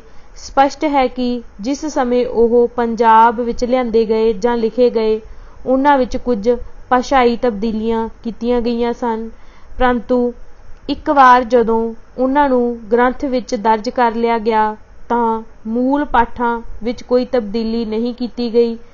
ਇਹ ਲਗਭਗ ਉਚਿਤ ਸੰਭਾਵਨਾ ਲੱਗਦੀ ਹੈ ਕਿ ਭਗਤਾਂ ਤੇ ਸੂਫੀਆਂ ਦੀ ਸਹੀ ਰਚਨਾ ਉਹ ਹੈ ਜੋ ਗ੍ਰੰਥ ਵਿੱਚ ਮਿਲਦੀ ਹੈ। ਦੂਸਰੇ ਥਾਈਂ ਮਿਲਦੀ ਰਚਨਾ ਵਿੱਚ ਉਹਨਾਂ ਦੇ ਪੈਰੋਕਾਰਾਂ ਵੱਲੋਂ ਅੰਤਰ ਕੀਤਾ ਗਿਆ ਹੈ। ਈੜੀ ਭੱਟ ਕਵੀ, ਗੁਰੂ ਸਾਹਿਬਾਨ ਦੇ ਦਰਬਾਰ ਵਿੱਚ ਅਨੇਕਾਂ ਭੱਟ ਸਨ। ਉਹਨਾਂ ਦੀਆਂ ਰਚਨਾਵਾਂ ਮੁੱਖ ਰੂਪ ਵਿੱਚ ਆਪਣੇ ਸੁਆਮੀਆਂ ਭਾਵ ਗੁਰੂ ਸਾਹਿਬਾਨ ਦੀ ਉਸਤਤ ਵਿੱਚ ਗਾਏ ਗਏ ਸੋਹਲੇ ਹਨ। ਭੱਟਾਂ ਦੀ ਸਹੀ ਗਿਣਤੀ ਨਿਰਧਾਰਤ ਕਰਨਾ ਸੰਭਵ ਨਹੀਂ ਕਿਉਂਕਿ ਉਹਨਾਂ ਵਿੱਚੋਂ ਬਹੁਤਿਆਂ ਨੇ ਆਪਣੇ ਉਪਨਾਮ ਵਰਤੇ ਹਨ ਜਿਹੜੇ ਸ਼ਬਦਾਂ ਵਿੱਚ ਇਸ ਤਰ੍ਹਾਂ ਘੁਲੇ ਮਿਲੇ ਹਨ ਜਿਵੇਂ ਉਹ ਉਪਨਾਮ ਨਾ ਹੋਣ ਸਗੋਂ ਉਹਨਾਂ ਸ਼ਬਦਾਂ ਦਾ ਅਨਿੱਖੜਵਾਂ ਅੰਗ ਹੋਣ। ਭਗਤਾਂ ਸੂਫੀਆਂ ਤੇ ਭੱਟਾਂ ਦੇ ਸ਼ਬਦਾਂ ਦੀ ਗਿਣਤੀ 937 ਬਣਦੀ ਹੈ। ਸੱਸਾ ਹੋਰ ਯੋਗਦਾਨੀ, ਗੁਰੂ ਨਾਨਕ ਦੇ ਸਾਥੀ ਤੇ ਚੇਲੇ ਮਰਦਾਨਾ ਸੁੰਦਰ ਜੋ ਸਦ ਰਾਮ ਕਲੀ ਸਦ ਦਾ ਰਚਨਹਾਰਾ ਹੈ। ਸੱਤਾ ਤੇ ਬਲਵੰਡ ਜੋ ਪ੍ਰਸ਼ੰਸਾਮਈ ਵਾਰ ਦੇ ਲੇਖਕ ਹਨ, ਉੱਪਰਲੇ ਤਿੰਨਾਂ ਹੀ ਵਰਗਾਂ ਨਾਲੋਂ ਵੱਖਰੇ ਹਨ। ਬਾਣੀ ਦੀ ਤਰਤੀਬ, ਗ੍ਰੰਥ ਦੇ ਸ਼ਬਦਾਂ ਦੀ ਰਚਨਾ ਜਾਂ ਵਿਸ਼ੇ ਵਸਤੂ ਅਨੁਸਾਰ ਨਹੀਂ ਸਗੋਂ 31 ਰਾਗਾਂ ਅਨੁਸਾਰ ਵਿਉਂਤ ਕੀਤੀ ਗਈ ਹੈ। ਜਿਸ ਤਰ੍ਹਾਂ ਗਾਏ ਜਾਣ ਦਾ ਕ੍ਰਮ ਨਿਰਧਾਰਤ ਕੀਤਾ ਗਿਆ ਹੈ। ਸਿੱਖ ਗੁਰੂ ਸਾਹਿਬਾਨ ਨੇ ਜਿਸ ਗੱਲ ਤੇ ਵਧੇਰੇ ਜ਼ੋਰ ਦਿੱਤਾ ਹੈ ਉਹ ਗਿਆਨ ਮਾਰਗ ਜਾਂ ਭਗਤੀ ਮਾਰਗ ਨਹੀਂ ਸਗੋਂ ਨਾਮ ਮਾਰਗ ਸੀ। ਉਹ ਸੰਗੀਤ ਦੇ ਮਾਧਿਅਮ ਰਾਹੀਂ ਇਲਾਹੀ ਰੂਪ ਨੂੰ ਵਿਸਮਾਦ ਪ੍ਰਾਪਤੀ ਦਾ ਉੱਤਮ ਮਾਰਗ ਜਾਂ ਸਾਧਨ ਸਮਝਦੇ ਸਨ ਜਿਸ ਨਾਲ ਪ੍ਰਭੂ ਦਾ ਮਿਲਾਪ ਹੁੰਦਾ ਹੈ। ਰਾਗਾਂ ਦੀ ਚੋਣ ਬੜੇ ਧਿਆਨ ਨਾਲ ਕੀਤੀ ਗਈ ਸੀ। ਜਿਹੜੇ ਰਾਗ ਕਾਮ ਵੇਗ ਤੇ ਭਾਵਨਾ ਉਭਾਰਦੇ ਹਨ ਉਹਨਾਂ ਨੂੰ ਛੱਡ ਦਿੱਤਾ ਗਿਆ ਸੀ। ਮੇਘ ਤੇ ਹਿੰਡੋਲ ਨੂੰ ਉਹਨਾਂ ਦੀ ਵਧੇਰੇ ਖੁਸ਼ੀ ਵਾਲੀ ਸੁਰ ਕਾਰਨ ਛੱਡਿਆ ਗਿਆ ਸੀ। ਦੀਪਕ ਤੇ ਹਿਡੋਲ ਨੂੰ ਉਹਨਾਂ ਦੀ ਉਦਾਸੀ ਵਾਲੀ ਸੁਰ ਕਰਕੇ ਤਿਆਗਿਆ ਗਿਆ ਸੀ। ਸੰਗੀਤਕਾਰਾਂ ਨੂੰ ਰਾਗਾਂ ਦੀ ਪੇਚੀਦਗੀਆਂ ਦੀ ਵਿਆਖਿਆ ਕਰਨ ਤੋਂ ਬਚਣ ਦੀ ਹਿਦਾਇਤ ਕੀਤੀ ਗਈ ਸੀ, ਸਗੋਂ ਇਸ ਸਰਲ ਢੰਗ ਨਾਲ ਗਾਇਨ ਕਰਨ ਲਈ ਆਖਿਆ ਗਿਆ ਜਿਸ ਨਾਲ ਸਰੋਤੇ ਨੂੰ ਸ਼ਬਦ ਚੰਗੀ ਤਰ੍ਹਾਂ ਸਮਝ ਆ ਸਕਣ। ਗੁਰੂ ਸਾਹਿਬਾਨ ਦੀਆਂ ਰਚਨਾਵਾਂ ਰਾਗਾਂ ਅਨੁਸਾਰ ਸੰਗ੍ਰਹਿਤ ਹਨ ਤੇ ਉਹਨਾਂ ਮਗਰੋਂ ਭਗਤਾਂ ਦੀਆਂ ਰਚਨਾਵਾਂ ਆਉਂਦੀਆਂ ਹਨ। ਪਾਵਨਤਾ। ਗੁਰੂ ਸਾਹਿਬਾਨ ਦੀਆਂ ਰਚਨਾਵਾਂ ਸਦਾ ਹੀ ਉਹਨਾਂ ਦੇ ਪੈਰੋਕਾਰਾਂ ਲਈ ਪਾਵਨ ਤੇ ਪੂਜਨਯੋਗ ਸਮਝੀਆਂ ਜਾਂਦੀਆਂ ਰਹੀਆਂ ਹਨ। ਗੁਰੂ ਨਾਨਕ ਨੇ ਕਿਹਾ, ਉਸ ਦੇ ਸ਼ਬਦਾਂ ਵਿੱਚ ਸਤ ਕਰਤਾਰ ਵਿਦਮਾਨ ਹੈ, ਕਿਉਂਕਿ ਉਹਨਾਂ ਦੀ ਰਚਨਾ ਉਸ ਦੇ ਹੁਕਮ ਨਾਲ ਹੀ ਲਿਖੀ ਹੋਈ ਹੈ ਤੇ ਉਹਨਾਂ ਨੇ ਹੀ ਉਸ ਨੂੰ ਸ਼ਰਵਣ ਕੀਤਾ ਹੈ। ਚੌਥੇ ਗੁਰੂ, ਗੁਰੂ ਰਾਮਦਾਸ ਨੇ ਕਿਹਾ, ਸੱਚੇ ਗੁਰੂ ਦੇ ਸ਼ਬਦਾਂ ਨੂੰ ਅੰਤਿਮ ਸੱਚ ਪ੍ਰਵਾਨ ਕਰੋ, ਕਿਉਂਕਿ ਇਹ ਸ਼ਬਦ ਉਸ ਦੇ ਮੂੰਹੋਂ ਪਰਮਾਤਮਾ ਤੇ ਸੰਸਾਰ ਦੇ ਰਚਨਹਾਰੇ ਕਰਤਾ ਪੁਰਖ ਨੇ ਹੀ ਕਢਵਾਏ ਹਨ। ਵਾਰ ਗੌੜੀ। ਜਦੋਂ ਗੁਰੂ ਅਰਜਨ ਨੇ ਹਰਿਮੰਦਰ ਵਿੱਚ ਗ੍ਰੰਥ ਦੀ ਸਥਾਪਨਾ ਕਰਵਾਈ ਤਾਂ ਉਹਨਾਂ ਨੇ ਆਪਣੇ ਪੈਰੋਕਾਰਾਂ ਨੂੰ ਆਦੇਸ਼ ਦਿੱਤਾ ਕਿ ਉਹ ਇਸ ਨੂੰ ਉਹ ਸਤਿਕਾਰ ਦੇਣ ਜੋ ਉਹ ਗੁਰੂ ਸਾਹਿਬਾਨ ਨੂੰ ਦਿੰਦੇ ਹਨ।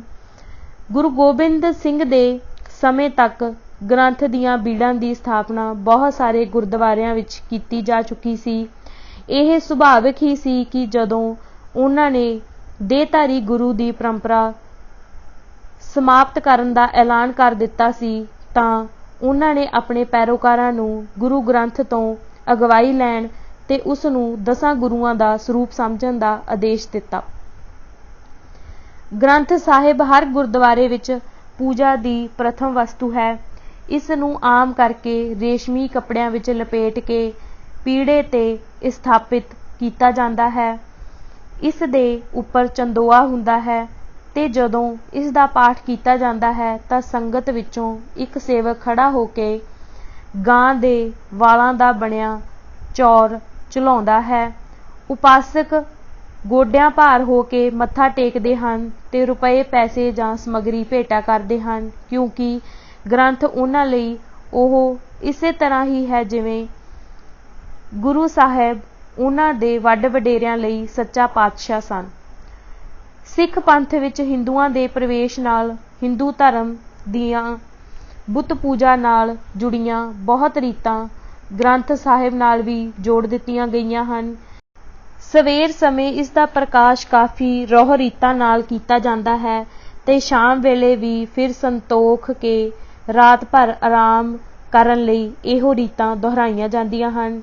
ਖਾਸ ਮੌਕਿਆਂ ਤੇ ਪਾਠੀਆਂ ਦੀ ਇੱਕ ਟੋਲੀ ਵੱਲੋਂ ਇਸ ਦਾ ਆਰੰਭ ਪਾਠ ਕੀਤਾ ਜਾਂਦਾ ਹੈ।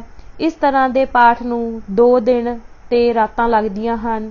7 ਦਿਨਾਂ ਦੇ ਪਾਠ ਨੂੰ ਸਪਤਾਹਿਕ ਪਾਠ ਕਿਹਾ ਜਾਂਦਾ ਹੈ। ਇਸ ਪ੍ਰਕਾਰ ਦੇ ਨਿਰੰਤਰ ਪਾਠ ਨੂੰ ਸੰਪਟ ਪਾਠ ਕਿਹਾ ਜਾਂਦਾ ਹੈ। ਇਸ ਤਰ੍ਹਾਂ ਦੇ ਕਿਸੇ ਵੀ ਪਾਠ ਨੂੰ ਗੁਰੂ ਸਾਹਿਬਾਨ ਦੀ ਪ੍ਰਵਾਨਗੀ ਪ੍ਰਾਪਤ ਨਹੀਂ ਹੈ। ਇਹ ਸਭ ਰੀਤਾਂ 19ਵੀਂ ਸਦੀ ਦੇ ਅੰਤ ਵਿੱਚ ਪ੍ਰਚਲਿਤ ਹੋਈਆਂ ਹਨ। ਰਣਜੀਤ ਸਿੰਘ ਦੇ ਦਰਬਾਰੀ ਰੋਜ਼ਾਨਾ ਮੰਚਿਆਂ ਵਿੱਚ ਇਹਨਾਂ ਦਾ ਕੋਈ ਜ਼ਿਕਰ ਨਹੀਂ ਹੈ। ਵੱਡੇ ਸ਼ਹਿਰਾਂ ਵਿੱਚ ਕੁਝ ਗੁਰੂ ਸਾਹਿਬਾਨ ਦੇ ਪ੍ਰਕਾਸ਼ ਗੁਰਪੁਰਬਾਂ ਦੇ ਸਮੇਂ ਜਾਂ 5ਵੇਂ 9ਵੇਂ ਤੇ ਗੁਰੂ ਗੋਬਿੰਦ ਸਿੰਘ ਦੇ ਸਾਹਿਬਜ਼ਾਦਿਆਂ ਦੇ ਸ਼ਹੀਦੀ ਗੁਰਪੁਰਬਾਂ ਸਮੇਂ ਗ੍ਰੰਥ ਸਾਹਿਬ ਨੂੰ ਪਾਲਕੀ ਵਿੱਚ ਸਜਾ ਕੇ ਜਲੂਸ ਵੀ ਕੱਢੇ ਜਾਂਦੇ ਹਨ।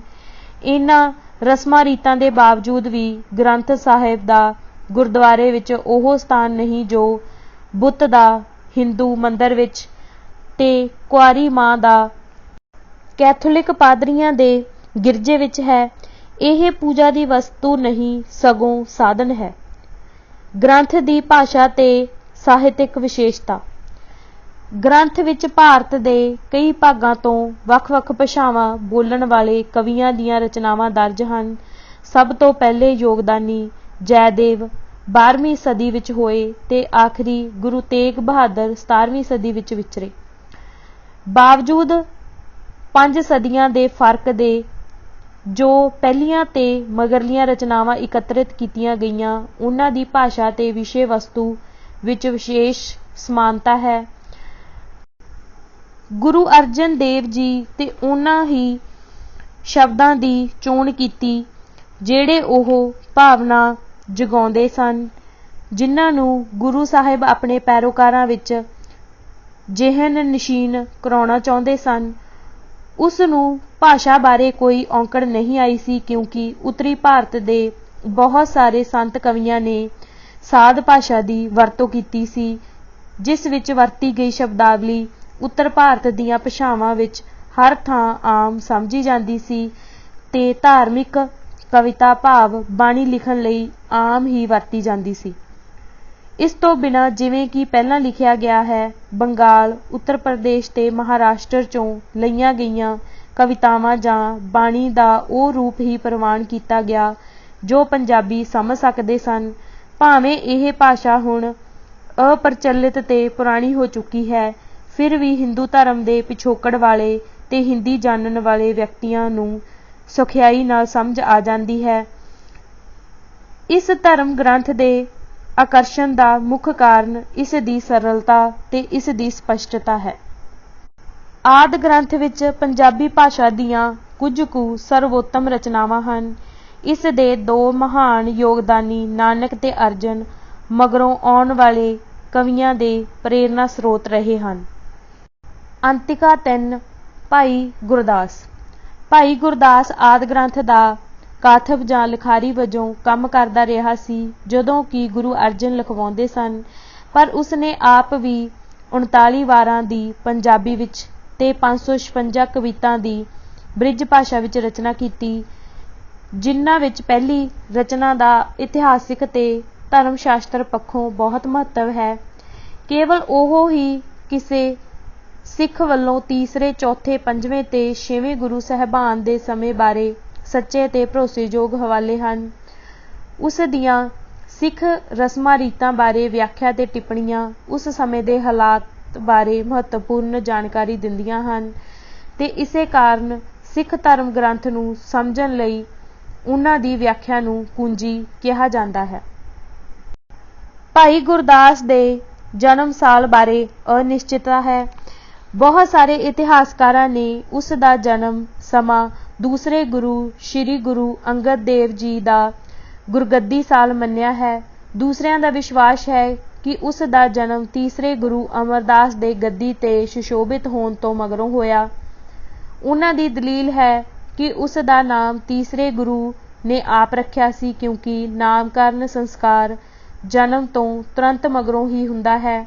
ਇਸ ਲਈ ਜਨਮ ਤਰੀਕ ਗੁਰੂ ਅਮਰਦਾਸ ਦੇ ਸਮੇਂ ਤੋਂ ਪਹਿਲਾਂ ਨਹੀਂ ਹੋ ਸਕਦੀ। ਇਸ ਲਈ ਉਸ ਦਾ ਜਨਮ 1540 ਤੇ 1560 ਦੇ ਵਿਚਕਾਰ ਹੀ ਹੋਇਆ ਹੋਵੇਗਾ। ਗੁਰਦਾਸ ਦਤਾਰ ਚੰਦ ਦਾ ਪੁੱਤਰ ਸੀ, ਜੋ ਤੀਸਰੇ ਗੁਰੂ ਦਾ ਛੋਟਾ ਭਰਾ ਸੀ। ਗੁਰਦਾਸ ਦੀ ਪੜ੍ਹਾਈ ਲਿਖਾਈ ਦਾ ਕੰਮ ਅਮਰਦਾਸ ਨੇ ਆਪਣੇ ਹੱਥ ਵਿੱਚ ਲਿਆ। ਉਹ ਪੜ੍ਹਨ ਵਿੱਚ ਬਹੁਤ ਹੁਸ਼ਿਆਰ ਸੀ ਤੇ ਛੇਤੀ ਹੀ ਗੁਰੂ ਸਾਹਿਬਾਨ ਦੀ ਬਾਣੀ ਤੇ ਸਿੱਖਿਆਵਾਂ ਦਾ ਮੁੱਖ ਵਿਆਖਿਆਕਾਰ ਬਣ ਗਿਆ। ਅਮਰਦਾਸ ਦੇ ਜੋਤੀ ਜੋਤ ਸਮਾਉਣ ਪਿੱਛੋਂ ਚੌਥੇ ਗੁਰੂ ਸ੍ਰੀ ਗੁਰੂ ਰਾਮਦਾਸ ਨੇ ਗੁਰਦਾਸ ਨੂੰ ਵਿਧੀ ਪੂਰਵਕ ਧਰਮ ਵਿੱਚ ਪ੍ਰਵੇਸ਼ ਕਰਵਾਇਆ ਤੇ ਉਸ ਨੂੰ ਪ੍ਰਚਾਰਕ ਬਣਾ ਕੇ ਆਗਰੇ ਭੇਜਿਆ। ਰਾਮਦਾਸ ਦੇ ਅਕਾਲ ਚਲਾਣੇ ਪਿੱਛੋਂ ਗੁਰਦਾਸ ਅੰਮ੍ਰਿਤਸਰ ਵਾਪਸ ਆ ਗਿਆ ਤੇ ਰਾਮਦਾਸ ਦੇ ਉੱਤਰਾਧਿਕਾਰੀ ਗੁਰੂ ਅਰਜਨ ਦੇ ਸਨਮੁਖ ਹੋਇਆ। ਪਹਿਲਾਂ ਉਹ ਪ੍ਰਿਥੀ ਚੰਦ ਨੂੰ ਮਨਾਉਣ ਵਿੱਚ ਲੱਗਾ ਰਿਹਾ, ਜਿਹੜਾ ਗੁਰੂ ਸਾਹਿਬ ਦਾ ਵੱਡਾ ਭਰਾ ਸੀ ਤੇ ਆਪ ਹੀ ਮੁਕਾਬਲੇ ਤੇ ਗੱਦੀ ਲਾ ਕੇ ਗੁਰੂ ਬਣ ਬੈਠਾ ਸੀ ਤੇ ਉਸ ਨੇ ਗੁਰੂ ਅਰਜਨ ਵਿਰੁੱਧ ਭੰਡੀ ਪ੍ਰਚਾਰ ਵੀ ਸ਼ੁਰੂ ਕਰ ਰੱਖਿਆ ਸੀ। ਰਾਮਦਾਸ ਨੂੰ ਆਪਣੇ ਉਦੇਸ਼ ਵਿੱਚ ਸਫਲਤਾ ਨਾ ਮਿਲੀ। ਉਸ ਦੀ 36ਵੀਂ ਵਾਰ ਪ੍ਰਿਥੀ ਚੰਦ ਵਿਰੁੱਧ ਫਿਟਕਾਰਾਂ ਨਾਲ ਭਰੀ ਹੋਈ ਹੈ। ਉਹ ਆਪਣੇ ਸਵਾਮੀ ਗੁਰੂ ਜੀ ਪਾਸ ਮੁੜ ਆਇਆ ਤੇ ਆਪਣਾ ਸਾਰਾ ਧਿਆਨ ਅਕਾਦਮਿਕ ਪੜ੍ਹਾਈ ਲਿਖਾਈ ਕਾਰਜਾਂ ਵੱਲ ਲਾ ਦਿੱਤਾ। 1603 ਈਸਵੀ ਵਿੱਚ ਜਦੋਂ ਗੁਰੂ ਜੀ ਨੇ ਆਦਿ ਗ੍ਰੰਥ ਦਾ ਸੰਗ੍ਰਹਿ ਕਰਨ ਦਾ ਕੰਮ ਸ਼ੁਰੂ ਕੀਤਾ ਤਾਂ ਉਹਨਾਂ ਨੇ ਲਿਖਾਰੀ ਵਜੋਂ ਗੁਰਦਾਸ ਦੀ ਚੋਣ ਕੀਤੀ। ਇਹ ਗ੍ਰੰਥ 1604 ਦੀਆਂ ਗਰਮੀਆਂ ਵਿੱਚ ਸੰਪੂਰਨ ਹੋਇਆ ਤੇ ਫਿਰ ਇਸ ਨੂੰ ਹਰਮੰਦਰ ਵਿੱਚ ਸਥਾਪਿਤ ਕਰਕੇ ਇਸ ਦਾ ਪ੍ਰਕਾਸ਼ ਕੀਤਾ ਗਿਆ। ਅਕਬਰ ਬਾਦਸ਼ਾਹ ਨੇ ਜਦੋਂ ਉਹ ਪੰਜਾਬ ਵਿੱਚੋਂ ਲੰਘ ਰਿਹਾ ਸੀ, ਇਹ ਜਾਣਨ ਲਈ ਕਿ ਇਸ ਦੋਸ਼ ਵਿੱਚ ਕੋਈ ਸੱਚਾਈ ਹੈ ਜਾਂ ਨਹੀਂ, ਕਿ ਇਸ ਵਿੱਚ ਇਸਲਾਮ ਦੇ ਪੈਗੰਬਰ ਮੁਹੰਮਦ ਬਾਰੇ ਟਿੱਪਣੀਆਂ ਹਨ, ਇਸ ਪਵਿੱਤਰ ਗ੍ਰੰਥ ਦੇ ਦਰਸ਼ਨ ਕਰਨ ਦੀ ਇੱਛਾ ਪ੍ਰਗਟ ਕੀਤੀ। ਗੁਰਦਾਸ ਨੂੰ ਬਾਦਸ਼ਾਹ ਕੋਲ ਗ੍ਰੰਥ ਲਿਜਾ ਕੇ ਉਸ ਦੀ ਤਸੱਲੀ ਕਰਾਉਣ ਦਾ ਕਾਰਜ ਸੌਂਪਿਆ ਗਿਆ। ਗ੍ਰੰਥ ਸਾਹਿਬ ਨੂੰ 3 ਵਾਰ ਅੰਦਾਜ਼ੇ ਨਾਲ ਹੀ ਪ੍ਰਕਾਸ਼ ਕਰਵਾ ਕੇ ਪੜ੍ਹਾਇਆ ਗਿਆ, ਪਰੰਤੂ ਕਿਸੇ ਵੀ ਥਾਂ ਮੁਸਲਮਾਨ ਦੀ ਸੰਵੇਦਨਸ਼ੀਲਤਾ ਵਿਰੁੱਧ ਕੁਝ ਨਾ ਮਿਲਿਆ। ਸਗੋਂ 2 ਥਾਵਾਂ ਤੇ ਇਸਲਾਮ ਧਰਮ ਦੀ ਪ੍ਰਸ਼ੰਸਾ ਵਿੱਚ ਭਾਵਾਂ ਦੀ ਸੁਰ ਸੁਣਾਈ ਦਿੱਤੀ। ਅਕਬਰ ਨੇ 51 ਸੋਨੇ ਦੀਆਂ ਮੋਹਰਾਂ ਪਵਿੱਤਰ ਗ੍ਰੰਥ ਨੂੰ ਮੱਥਾ ਟੇਕ ਕੇ ਭੇਂਟ ਕੀਤੀਆਂ ਤੇ ਭਾਈ ਗੁਰਦਾਸ ਨੂੰ ਕਸ਼ਮੀਰੀ ਸ਼ਾਲਾਂ ਦਾ ਮਹਿੰਗਾ ਜੋੜਾ ਭੇਟਾ ਕੀਤਾ। 5ਵੇਂ ਗੁਰੂ ਅਰਜਨ ਦੇਵ ਦੀ ਸ਼ਹਾਦਤ ਪਿੱਛੋਂ ਤੇ ਉਹਨਾਂ ਸਾਲਾਂ ਵਿੱਚ ਜਦੋਂ ਹਰਗੋਬਿੰਦ ਸਾਹਿਬ ਗਵਾਲੀਅਰ ਜੇਲ੍ਹ ਵਿੱਚ ਨਜ਼ਰਬੰਦ ਸਨ ਤਾਂ ਸਿੱਖ ਧਰਮ ਸਾਰੇ ਕੰਮ ਜਿਨ੍ਹਾਂ ਭਰੋਸੇਯੋਗ ਵਿਅਕਤੀਆਂ ਹੱਥ ਸੌਂਪ ਦਿੱਤੇ ਗਏ ਸਨ, ਉਹਨਾਂ ਵਿੱਚ ਭਾਈ ਬੁੱਢਾ ਤੇ ਭਾਈ ਗੁਰਦਾਸ ਸ਼ਾਮਿਲ ਸਨ। ਗੁਰੂ ਦੀ ਰਿਹਾਈ ਪਿੱਛੋਂ ਗੁਰਦਾਸ ਨੂੰ ਕਾਬਲ ਵਿੱਚ ਘੋੜੇ ਖਰੀਦਣ ਭੇਜਿਆ ਗਿਆ। ਗੁਰੂ ਜੀ ਨੇ ਆਪਣੇ ਪੈਰੋਕਾਰਾਂ ਨੂੰ ਹਥਿਆਰਬੰਦ ਕਰਨ ਤੇ ਫੌਜ ਸਿਖਲਾਈ ਦੇਣ ਦਾ ਫੈਸਲਾ ਕਰ ਲਿਆ ਸੀ। ਉਹਦੇ ਇਹ ਸੌਦਾ ਕਰਨ ਤੋਂ ਪਹਿਲਾਂ ਹੀ ਰੁਪਇਆ ਚੋਰੀ ਹੋ ਗਿਆ ਤੇ ਨਿੰਮੋ ਝੂਣਾ ਗੁਰਦਾਸ ਆਪਣੇ ਮਾਲਕ ਦਾ ਸਾਹਮਣਾ ਕਰਨ ਤੋਂ ਬੇਵੱਸ ਬਨਾਰਸ ਭੱਜ ਗਿਆ। ਉਸ ਨੂੰ ਫੜ ਕੇ ਅੰਮ੍ਰਿਤਸਰ ਲਿਆਂਦਾ ਗਿਆ। ਉਸ ਦੇ ਸੁਆਮੀ ਨੇ ਉਸ ਨੂੰ ਮਾਫ਼ ਕਰ ਦਿੱਤਾ ਤੇ ਉਹ ਫਿਰ ਪਹਿਲਾਂ ਵਾਂਗ ਅੱਡੋ ਅੱਡੀ ਖਿਲਰੇ ਸਿੱਖ ਸੰਗਠਨ ਦੀ ਏਕਤਾ ਤੇ ਪ੍ਰਬੰਧ ਲਈ ਕੰਮ ਵਿੱਚ ਲੱਗ ਗਿਆ। ਇਸ ਸਮੇਂ ਗੁਰੂ ਜੀ ਦੀਆਂ ਜੁਝਾਰੂ ਗਤੀਵਿਧੀਆਂ ਤੇ ਮੁਸਲਮਾਨਾਂ ਨਾਲ ਵੱਧਦੀ ਨੇੜਤਾ, ਜਿਨ੍ਹਾਂ ਨੇ ਉਸ ਦੇ ਪਿਤਾ ਨੂੰ ਤਸੀਹੇ ਦੇ ਕੇ ਮਾਰ ਦਿੱਤਾ ਸੀ, ਨੇ ਸਿੱਖਾਂ ਵਿੱਚ ਕੁਝ ਬੇਚੈਨੀ ਪੈਦਾ ਕਰ ਦਿੱਤੀ। ਗੁਰਦਾਸ ਆਪਣੇ ਸੁਆਮੀ ਦੇ ਪੱਖ ਵਿੱਚ ਅੱਗੇ ਆਏ।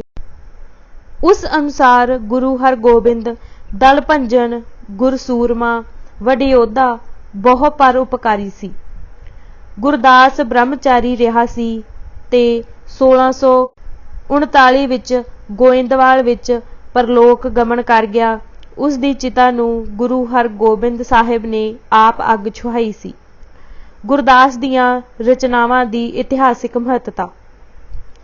ਭਾਈ ਗੁਰਦਾਸ ਨੇ ਭਾਵੇਂ ਕੋਈ ਇਤਿਹਾਸ ਰਚਨਾ ਨਹੀਂ ਕੀਤਾ ਸੀ, ਪਰ ਉਸ ਦੀ 11ਵੀਂ ਵਾਰ ਵਿੱਚ ਕਈ ਘਟਨਾਵਾਂ ਤੇ ਵਿਅਕਤੀਆਂ ਬਾਰੇ ਐਸੇ ਸੰਕੇਤ ਤੇ ਹਵਾਲੇ ਹਨ ਜੋ ਅੱਜ ਦੇ ਇਤਿਹਾਸਕਾਰ ਲਈ ਬੜੇ ਮਹੱਤਵਪੂਰਨ ਹਨ। ਉਸ ਦੀਆਂ 39 ਵਾਰਾਂ ਵਿੱਚ 85 ਬੰਦ ਐਸੇ ਹਨ, ਜਿਵੇਂ ਵਾਰ ਪਹਿਲੀ ਪੌੜੀ 17 ਤੋਂ 48, ਵਾਰ 11, ਵਾਰ 21, ਪੌੜੀ 13 ਤੋਂ 31, ਵਾਰ 24, ਪੌੜੀ 1 ਤੋਂ 25, ਵਾਰ 26, ਪੌੜੀ 31 ਤੇ 34, ਵਾਰ 30, ਪੌੜੀ 2 ਤੋਂ 3, ਵਾਰ 3, ਪੌੜੀ 12, ਵਾਰ 20, ਪੌੜੀ 1 ਤੇ ਵਾਰ 38, ਪੌੜੀ 20 ਸਾਡਾ ਧਿਆਨ ਖਿੱਚਦੀਆਂ ਹਨ। ਭਾਈ ਗੁਰਦਾਸ ਦੀਆਂ ਵਾਰਾਂ ਵਿੱਚ ਕਾਫੀ ਮਹੱਤਵਪੂਰਨ ਤੇ ਵਿਆਖਿਆਯੋਗ ਉਕਾਈਆਂ ਤੇ ਭੁੱਲਾਂ ਰਹਿ ਗਈਆਂ ਹਨ। ਮਿਸਾਲ ਦੇ ਤੌਰ ਤੇ ਉਸਨੇ ਪਹਿਲੇ ਗੁਰੂ ਸਾਹਿਬਾਨ ਦੇ ਉੱਘੇ ਸਿੱਖਾਂ ਦੀ ਸੂਚੀ ਦਿੱਤੀ ਹੈ, ਪਰੰਤੂ ਉਸ ਵਿੱਚ ਗੁਰੂ ਨਾਨਕ ਦੇ ਉੱਘੇ ਸ਼ਰਧਾਲੂ ਤਲਵੰਡੀ ਦੇ ਜ਼ਿਮੀਂਦਾਰ ਰਾਏ ਬੁਲਾਰ ਦਾ ਨਾਮ ਹੀ ਨਹੀਂ ਹੈ ਤੇ ਉਸ ਤੋਂ ਹੋਰ ਮਹੱਤਵਪੂਰਨ ਨਾਮ ਬਾਲਾ ਸੰਧੂ ਵੀ ਰਹਿ ਗਿਆ ਹੈ। ਗੁਰਦਾਸ ਨੇ ਆਦਿ ਗ੍ਰੰਥ ਦੇ ਸੰਪਾਦਨ ਬਾਰੇ ਤੇ ਅਕਬਰ ਵੱਲੋਂ ਉਸ ਗ੍ਰੰਥ ਦੀ ਪਰਖ ਪੜਤਾਲ ਬਾਰੇ ਵੀ ਕੁਝ ਨਹੀਂ ਲਿਖਿਆ। 5ਵੇਂ ਗੁਰੂ ਦੀ ਸ਼ਹਾਦਤ ਬਾਰੇ ਹਵਾਲਾ ਵੀ ਬੜਾ ਅਸਪਸ਼ਟ ਤੇ ਧੁੰਦਲਾ ਹੈ। ਲਹਿੰਦੇ ਗੁਰੂ ਦਰਿਆਓ ਵਿੱਚ ਮੀਨ ਕੁਲੀਨ ਹੇਤ ਨਿਰਬਾਣੀ, ਦਰਸ਼ਨ ਦੇਖ ਪਤੰਗ ਜਿਉਂ ਜੋਤ ਅੰਦਰ ਜੋਤ ਸਮਾਣੀ, ਸ਼ਬਦ ਸੂਰਤ ਲਿਵ ਮਿਰਗ ਜਿਉਂ ਭੀੜ ਪਈ ਚਿਤ ਅਵਰ ਨ ਆਣੀ, ਚਰਨ ਕੰਵਲ ਮਿਲ ਭਵਰ ਜਿਉਂ ਸੁਖ ਸੰਪਟ ਵਿੱਚ ਰਹਿਣ ਵਿਹਾਣੀ, ਗੁਰ ਉਪਦੇਸ ਨ ਵਿਸਰੈ ਬਾਬੀਹੈ ਜਿਉਂ ਆਖ ਵਖਾਣੀ, ਗੁਰਮੁਖ ਸੁਖ ਫਲ ਪਿਰਮ ਰਸ ਸਹਿਜ ਸਮਾਧੀ ਸੰਗ ਜਾਣੀ, ਗੁਰੂ ਅਰਜਨ ਵਿਟਹੋ ਕੁਰਬਾਣੀ।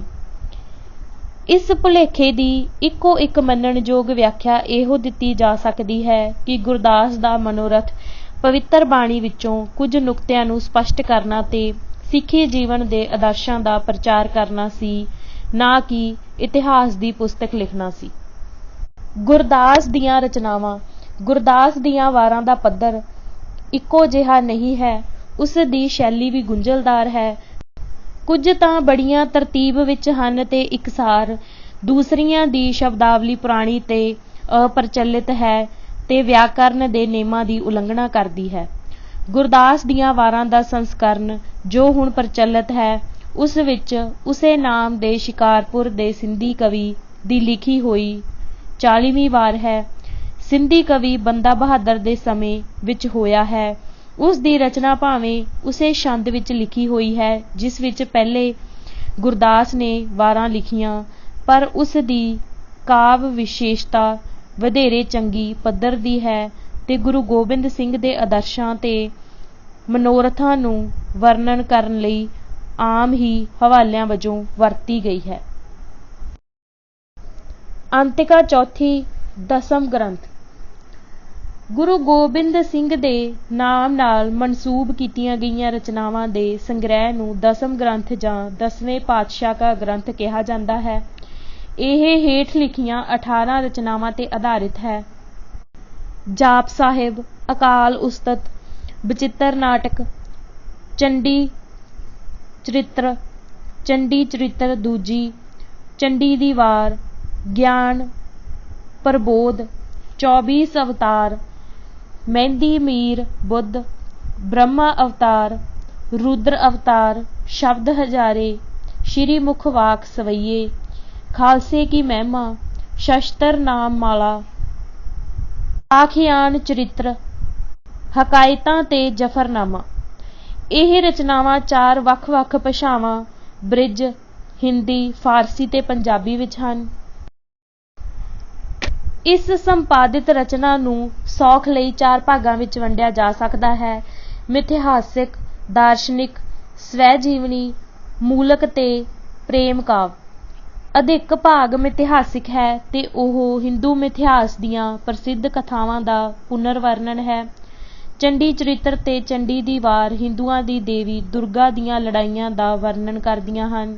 24 ਅਵਤਾਰ, ਮਹਿੰਦੀ ਮੀਰ ਬੁੱਧ, ਬ੍ਰਹਮਾ ਅਵਤਾਰ ਤੇ ਰੁਦਰ ਅਵਤਾਰ ਵੀ ਉਸ ਤਰ੍ਹਾਂ ਹੀ ਹਿੰਦੂ ਤ੍ਰੈ ਮੂਰਤੀ ਦੇ ਵੱਖ-ਵੱਖ ਪਹਿਲੂਆਂ ਦੇ ਪੁਨਰ ਅਵਤਰਨ ਦੀਆਂ ਕਥਾਵਾਂ ਹਨ। ਜਾਪ ਸਾਹਿਬ ਜੋ ਗੁਰੂ ਨਾਨਕ ਦੇ ਜਪਜੀ ਤੋਂ ਭਿੰਨ ਹੈ। ਅਕਾਲ ਉਸਤਤ, ਗਿਆਨ ਪ੍ਰਬੋਧ, ਸ਼ਬਦ ਹਜ਼ਾਰੇ ਤੇ ਕੁਝ ਸ਼ਬਦ ਦਾਰਸ਼ਨਿਕ ਤੇ ਭਗਤੀ ਭਾਵ ਸੰਬੰਧੀ ਹਨ ਤੇ ਉਹਨਾਂ ਦੀ ਵਰਤੋਂ ਗੁਰੂ ਜੀ ਦੇ ਸਮੇਂ ਤੋਂ ਹੀ ਸਿੱਖ ਅਰਦਾਸ ਤੇ ਧਾਰਮਿਕ ਰੀਤਾਂ ਵਿੱਚ ਕੀਤੀ ਜਾਂਦੀ ਰਹੀ ਹੈ। ਬਹੁਤ ਸਾਰੀਆਂ ਰਚਨਾਵਾਂ ਵਿੱਚ ਰਚਨਾ ਦਾ ਸਥਾਨ ਤੇ ਸਮਾਂ ਦਿੱਤਾ ਹੋਇਆ ਹੈ, ਜਿਸ ਨਾਲ ਸਾਨੂੰ ਗੁਰੂ ਜੀ ਦੀਆਂ ਗਤੀਵਿਧੀਆਂ ਬਾਰੇ ਸਹਾਇਤਾ ਮਿਲਦੀ ਹੈ। ਬਚਿੱਤਰ ਨਾਟਕ ਵਿਸ਼ੇਸ਼ ਕਰਕੇ ਗੁਰੂ ਜੀ ਦੇ ਉਪਦੇਸ਼ ਨੂੰ ਸਮਰਪਿਤ ਹੈ ਤੇ ਉਸ ਦੀ ਆਤਮ ਕਥਾ ਸੰਬੰਧੀ ਹੈ। ਉਸ ਹੀ ਵਰਗ ਵਿੱਚ ਜਫਰਨਾਮਾ ਆਉਂਦਾ ਹੈ, ਭਾਵੇਂ ਸੰਦਰਭ ਵੱਖਰਾ ਹੈ, ਜਿਹੜਾ ਗੁਰੂ ਜੀ ਨੇ ਜਿੱਤ ਦੇ ਪੱਤਰ ਦੇ ਰੂਪ ਵਿੱਚ ਲੜਾਈ ਵਿੱਚ ਹਾਰਾਂ ਖਾਣ ਤੇ 4 ਪੁੱਤਰਾਂ ਦੇ ਮਾਰੇ ਜਾਣ ਪਿੱਛੋਂ ਸਮਰਾਟ ਔਰੰਗਜ਼ੇਬ ਨੂੰ ਉਸ ਦੀ ਆਤਮ ਸਮਰਪਣ ਕਰ ਦੇਣ ਦੀ ਸਲਾਹ ਦੇ ਉੱਤਰ ਵਜੋਂ ਲਿਖਿਆ। ਪਾਖਿਆਨ ਚਰਿੱਤਰ ਤੇ ਹਕਾਇਤਾਂ ਭ੍ਰਿਸ਼ਟ ਤੇ ਰਸਾਤਲ ਵਿੱਚ ਗਿਰੇ ਹੋਏ ਸਮਾਜ ਦੀਆਂ ਇਸਤਰੀਆਂ ਦੇ ਚਰਿੱਤਰਾਂ ਦੀਆਂ ਕਹਾਣੀਆਂ ਹਨ। ਕਹਾਣੀਆਂ ਮੌਲਿਕ ਨਹੀਂ ਹਨ ਤੇ ਪ੍ਰੇਮ ਕ੍ਰੀੜਾ ਨਾਲ ਲਬਰੇਜ਼ ਹਨ। ਸੰਪਾਦਨਾ ਦੀ ਮਿਤੀ। ਬਹੁਤ ਸਾਰਾ ਗ੍ਰੰਥ ਗੁਰੂ ਜੀ ਦੇ ਅਨੰਦਪੁਰ ਨਿਵਾਸ ਸਮੇਂ ਸੰਪਾਦਿਤ ਕੀਤਾ ਗਿਆ ਸੀ, ਜਿੱਥੇ ਗੁਰੂ ਜੀ ਨੇ 1674 ਈਸਵੀ ਨੂੰ 8 ਸਾਲ ਦੀ ਉਮਰ ਵਿੱਚ ਆਏ ਸਨ ਤੇ ਜਿਹੜਾ ਉਹਨਾਂ ਨੂੰ 30 ਸਾਲ ਮਗਰੋਂ ਛੱਡਣਾ ਪਿਆ ਸੀ। 1704 ਵਿੱਚ ਅਨੰਦਪੁਰ ਦੇ ਕਿਲੇ ਵਿੱਚੋਂ ਘੇਰਾ ਤੋੜ ਕੇ ਜਾਣ ਮਗਰੋਂ ਉਹ ਦਮਦਮਾ ਪਿੰਡ ਚਲੇ ਗਏ, ਜਿੱਥੇ ਉਹਨਾਂ ਨੇ ਵਧੇਰੇ ਸੁਰੱਖਿਅਤ ਹੋ ਕੇ ਆਪਣੇ ਪੂਰਵਜਾਂ ਦੀਆਂ ਰਚਨਾਵਾਂ ਦੇ ਉਤਾਰੇ ਵੀ ਕੀਤੇ ਤੇ ਦਸਮ ਗ੍ਰੰਥ ਦੇ ਕੁਝ ਭਾਗ ਦੁਬਾਰਾ ਲਿਖੇ। ਇਸ ਸਾਹਿਤਕ ਗਤੀਵਿਧੀ ਕਾਰਨ ਦਮਦਮਾ ਕਾਂਸ਼ੀ ਜਾਂ ਸਿੱਖਾਂ ਦੇ ਬਨਾਰਸ ਵਜੋਂ ਪ੍ਰਸਿੱਧ ਹੋ ਗਿਆ। ਇਹ ਗੱਲ ਦਿਮਾਗ ਵਿੱਚ ਰੱਖਣੀ ਚਾਹੀਦੀ ਹੈ ਕਿ ਗੁਰੂ ਜੀ ਦਮਦਮਾ ਸਾਹਿਬ ਕੁਝ ਮਹੀਨਾ ਹੀ ਠਹਿਰੇ ਸਨ। ਦਸਮ ਗ੍ਰੰਥ ਦੇ ਵਰਤਮਾਨ ਸੰਸਕਰਣ। ਗੁਰੂ ਗੋਬਿੰਦ ਸਿੰਘ ਜੀ ਦੀਆਂ ਰਚਨਾਵਾਂ ਦੇ ਸੰਗ੍ਰਹਿ ਤਿਆਰ ਕਰਨ ਦਾ ਕਾਰਜ ਉਹਨਾਂ ਦੇ ਪੈਰੋਕਾਰ ਤੇ ਸਾਥੀ ਭਾਈ ਮਣੀ ਸਿੰਘ ਨੇ ਆਪਣੇ ਹੱਥ ਵਿੱਚ ਲਿਆ ਤੇ ਇਸ ਨੂੰ 9 ਸਾਲਾਂ ਵਿੱਚ ਪੂਰਾ ਕੀਤਾ। ਉਸ ਨੇ ਕੁਝ ਉਤਾਰੇ ਤਾਂ ਦੂਸਰੇ ਪੈਰੋਕਾਰਾਂ ਤੋਂ ਪ੍ਰਾਪਤ ਕੀਤੇ ਤੇ ਜੋ ਖੱਪੇ ਰਹਿ ਗਏ ਸਨ ਉਹਨਾਂ ਨੂੰ ਆਪਣੀ ਯਾਦ ਸ਼ਕਤੀ ਦੇ ਸਹਾਰੇ ਪੂਰਾ ਕੀਤਾ। ਦਸਮ ਗ੍ਰੰਥ ਦੇ ਭਿੰਨ ਸੰਪਾਦਿਤ ਗ੍ਰੰਥ ਮਿਲਦੇ ਹਨ ਤੇ ਹੋਰ ਵੀ ਖੋਜ ਜਾਰੀ ਹੈ। ਉਹਨਾਂ ਵਿੱਚ ਦੂਸਰਿਆਂ ਦੇ ਟਾਕਰੇ ਤੇ 3 ਵਧੇਰੇ ਪ੍ਰਸਿੱਧ ਸੰਪਾਦਿਤ ਗ੍ਰੰਥ ਹਨ। ਇੱਕ ਭਾਈ ਮਣੀ ਸਿੰਘ ਵੱਲੋਂ ਆਪਣੇ ਹੱਥਾਂ ਨਾਲ ਲਿਖਿਆ ਹੋਇਆ ਹੈ ਜੋ ਨਵੀਂ ਦਿੱਲੀ ਦੇ ਗੁਲਾਬ ਸਿੰਘ ਸੇਠੀ ਪਾਸ ਹੈ। ਦੂਸਰੀਆਂ 2 ਜਿਲਦਾਂ ਗੁਰਦੁਆਰਾ ਪਟਨਾ ਸਾਹਿਬ ਤੇ ਸੰਗਰੂਰ ਵਿੱਚ ਹਨ। ਜਿਹੜਾ ਸੰਸਕਰਣ ਸਿੰਘ ਸਭਾ ਨੇ ਤਿਆਰ ਕੀਤਾ ਤੇ ਜੋ ਆਮ ਹੀ ਛਪਿਆ ਹੋਇਆ ਮਿਲਦਾ ਹੈ ਉਹ ਭਾਈ ਮਣੀ ਸਿੰਘ ਦੇ ਨਾਮ ਨਾਲ ਜੁੜੇ ਸੰਸਕਰਣਾਂ ਦੇ ਅਨੁਸਾਰ ਹੀ ਹੈ। ਦਸਮ ਗ੍ਰੰਥ ਦੀਆਂ ਰਚਨਾਵਾਂ ਦੀ ਪ੍ਰਮਾਣਿਕਤਾ। ਇਸ ਵਿਸ਼ੇ ਤੇ ਵਿਦਵਾਨਾਂ ਦੇ ਵੱਖ-ਵੱਖ ਮਤਭੇਦ ਹਨ। 1896 ਵਿੱਚ ਸਿੰਘ ਸਭਾ ਵੱਲੋਂ ਧਰਮ ਸ਼ਾਸਤਰੀਆਂ ਦਾ ਇੱਕ ਪੰਚ ਮੰਡਲ ਵੱਖ-ਵੱਖ ਗ੍ਰੰਥਾਂ ਦੀ ਪਰਖ ਕਰਕੇ ਪ੍ਰਮਾਣਿਕ ਸੰਸਕਰਣ ਤਿਆਰ ਕਰਨ ਲਈ ਕਾਇਮ ਕੀਤਾ ਗਿਆ ਸੀ। ਉਹਨਾਂ ਨੇ 32 ਸੰਸਕਰਣਾਂ ਬਾਰੇ ਵਿਚਾਰ ਕਰਕੇ ਹੁਣ ਵਾਲੇ ਦਸਮ ਗ੍ਰੰਥ ਦਾ ਪ੍ਰਚਲਿਤ ਸੰਸਕਰਣ ਤਿਆਰ ਕੀਤਾ। ਉਹਨਾਂ ਦਾ ਮਤ ਸੀ ਕਿ ਗੁਰੂ ਗੋਬਿੰਦ ਸਿੰਘ ਦੇ ਨਾਮ ਨਾਲ ਜੋੜੀਆਂ ਜਾਂਦੀਆਂ ਸਾਰੀਆਂ ਰਚਨਾਵਾਂ ਅਸਲ ਵਿੱਚ ਉਹਨਾਂ ਦੀਆਂ ਹੀ ਕ੍ਰਿਤਾਂ ਹਨ। ਇਸ ਵਿਚਾਰ ਦਾ ਬਹੁ-ਗਿਣਤੀ ਵਿਦਵਾਨ ਸਮਰਥਨ ਕਰਦੇ ਹਨ, ਜਿਨ੍ਹਾਂ ਵਿੱਚ doctor D.P. Ashta, doctor Tarlochan Singh ਤੇ ਡਾਕਟਰ ਮੋਹਨ ਸਿੰਘ ਦੇ ਨਾਮ ਸ਼ਾਮਿਲ ਹਨ। ਮੈਕਾਲਿਫ, ਕਨਿੰਗਮ, ਨਾਰੰਗ ਤੇ ਬੈਨਰਜੀ ਇਹ ਨਹੀਂ ਮੰਨਦੇ ਕਿ ਦਸਮ ਗ੍ਰੰਥ ਦੀਆਂ ਸਾਰੀਆਂ ਰਚਨਾਵਾਂ ਗੁਰੂ ਗੋਬਿੰਦ ਸਿੰਘ ਦੀਆਂ ਹਨ। ਲੇਖਕ ਵੀ ਹੇਠ ਲਿਖੇ ਕਾਰਨਾਂ ਕਰਕੇ ਉਹਨਾਂ ਨਾਲ ਸਹਿਮਤ ਹੈ। ਇੰਨੇ ਵੱਡੇ ਆਕਾਰ ਦੀ ਰਚਨਾ ਕਰਨ ਲਈ ਗੁਰੂ ਜੀ ਪਾਸ ਇੰਨਾ ਸਮਾਂ ਨਹੀਂ ਸੀ। ਸ਼ਬਦ ਭੰਡਾਰ, ਪੁਰਾਤਨ ਗ੍ਰੰਥਾਂ ਤੇ ਭਾਸ਼ਾਵਾਂ ਦਾ ਗਿਆਨ ਤੇ ਲਿਖਣ ਸ਼ੈਲੀ ਇੱਕ ਪ੍ਰੌੜ੍ਹ ਦਿਮਾਗ ਦਾ ਸੰਕੇਤ ਦਿੰਦੇ ਹਨ ਤੇ ਗੁਰੂ ਗੋਬਿੰਦ ਸਿੰਘ ਭਾਵੇਂ ਕਿੰਨੇ ਹੀ ਪ੍ਰੌੜ੍ਹ ਬਾਲ ਬੁੱਧ ਹੁੰਦੇ ਤਾਂ ਵੀ ਉਹ 18 ਸਾਲ ਦੀ ਉਮਰ ਤੋਂ ਪਹਿਲਾਂ ਇਸ ਗ੍ਰੰਥ ਵਿਚਲੀਆਂ ਬਹੁਤ ਸਾਰੀਆਂ ਰਚਨਾਵਾਂ ਦੀ ਰਚਨਾ ਨਹੀਂ ਕਰ ਸਕਦੇ ਸਨ। ਨਾ ਹੀ ਉਹ 1699 ਈਸਵੀ ਤੋਂ ਮਗਰੋਂ ਇਹਨਾਂ ਦੀ ਰਚਨਾ ਕਰ ਸਕਦੇ ਸਨ, ਜਦੋਂ ਉਹਨਾਂ ਨੇ ਮੁਗਲ ਅਤਿਆਚਾਰ ਦਾ ਖਾਤਮਾ ਕਰਨ ਦਾ ਬੀੜਾ ਉਠਾਇਆ।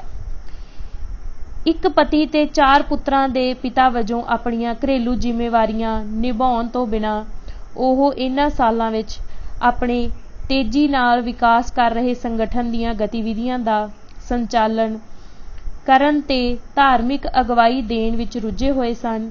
ਉਹ ਸੈਨਿਕ ਭਰਤੀ ਕਰਨ, ਫੌਜ ਨੂੰ ਸਿਖਲਾਈ ਦੇਣ, ਕਿਲੇ ਉਸਾਰਨ ਤੇ ਯੁੱਧ ਲੜਨ ਵਿੱਚ ਵੀ ਲੱਗੇ ਰਹੇ। ਇਸ ਗੱਲ ਦੀ ਬੜੀ ਘੱਟ ਸੰਭਾਵਨਾ ਹੈ ਕਿ ਉਹ ਇਸ ਸਮੇਂ ਬਾਣੀ ਜਾਂ ਕਾਵਿ ਦੀ ਰਚਨਾ ਕਰਨ ਵਿੱਚ ਲੱਗੇ ਰਹੇ ਹੋਣ। ਸਿਰਫ ਉਹ ਭਾਗ ਹੀ ਨਿਸ਼ਚਿਤ ਤੌਰ ਤੇ ਉਹਨਾਂ ਦੇ ਲਿਖੇ ਹੋਏ ਮੰਨੇ ਜਾ ਸਕਦੇ ਹਨ ਜਿਹੜੇ ਉਹਨਾਂ ਦੀ ਆਗਿਆ ਨਾਲ ਸਿੱਖ ਮਰਿਆਦਾ ਤੇ ਅਰਦਾਸ ਦਾ ਭਾਗ ਬਣੇ ਜਾਂ ਉਹਨਾਂ ਦੀ ਆਤਮ ਕਥਾ।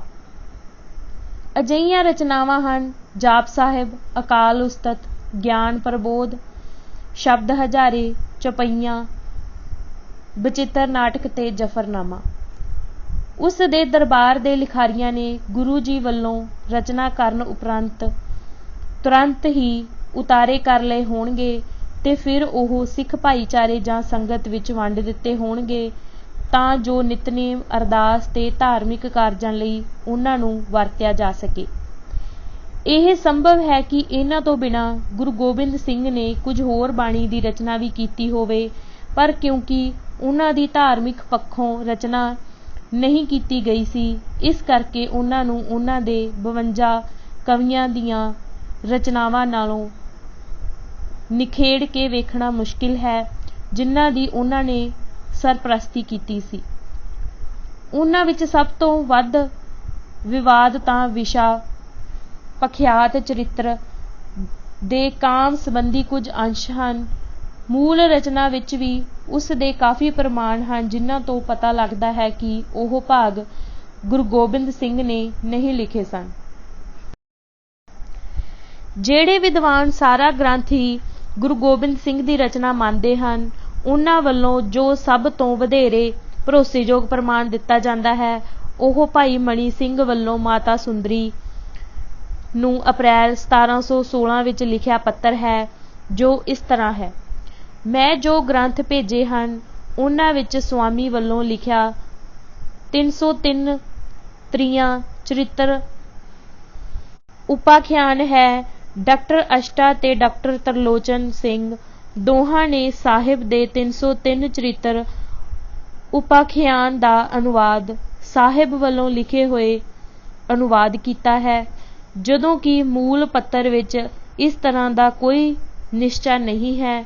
ਸ਼ਬਦ ਦਾ ਇਹ ਭਾਵ ਉੱਕਾ ਹੀ ਨਹੀਂ ਕਿ ਸੁਆਮੀ ਨੇ ਲਿਖੀਆਂ ਹਨ, ਇਸ ਦਾ ਇਹ ਭਾਵ ਤਾਂ ਹੋ ਸਕਦਾ ਹੈ ਕਿ ਉਹਨਾਂ ਦਾ ਸੰਬੰਧ ਗੁਰੂ ਜੀ ਦੇ ਰਚੇ ਹੋਏ ਗ੍ਰੰਥ ਨਾਲ ਵੀ ਹੋ ਸਕਦਾ ਹੈ।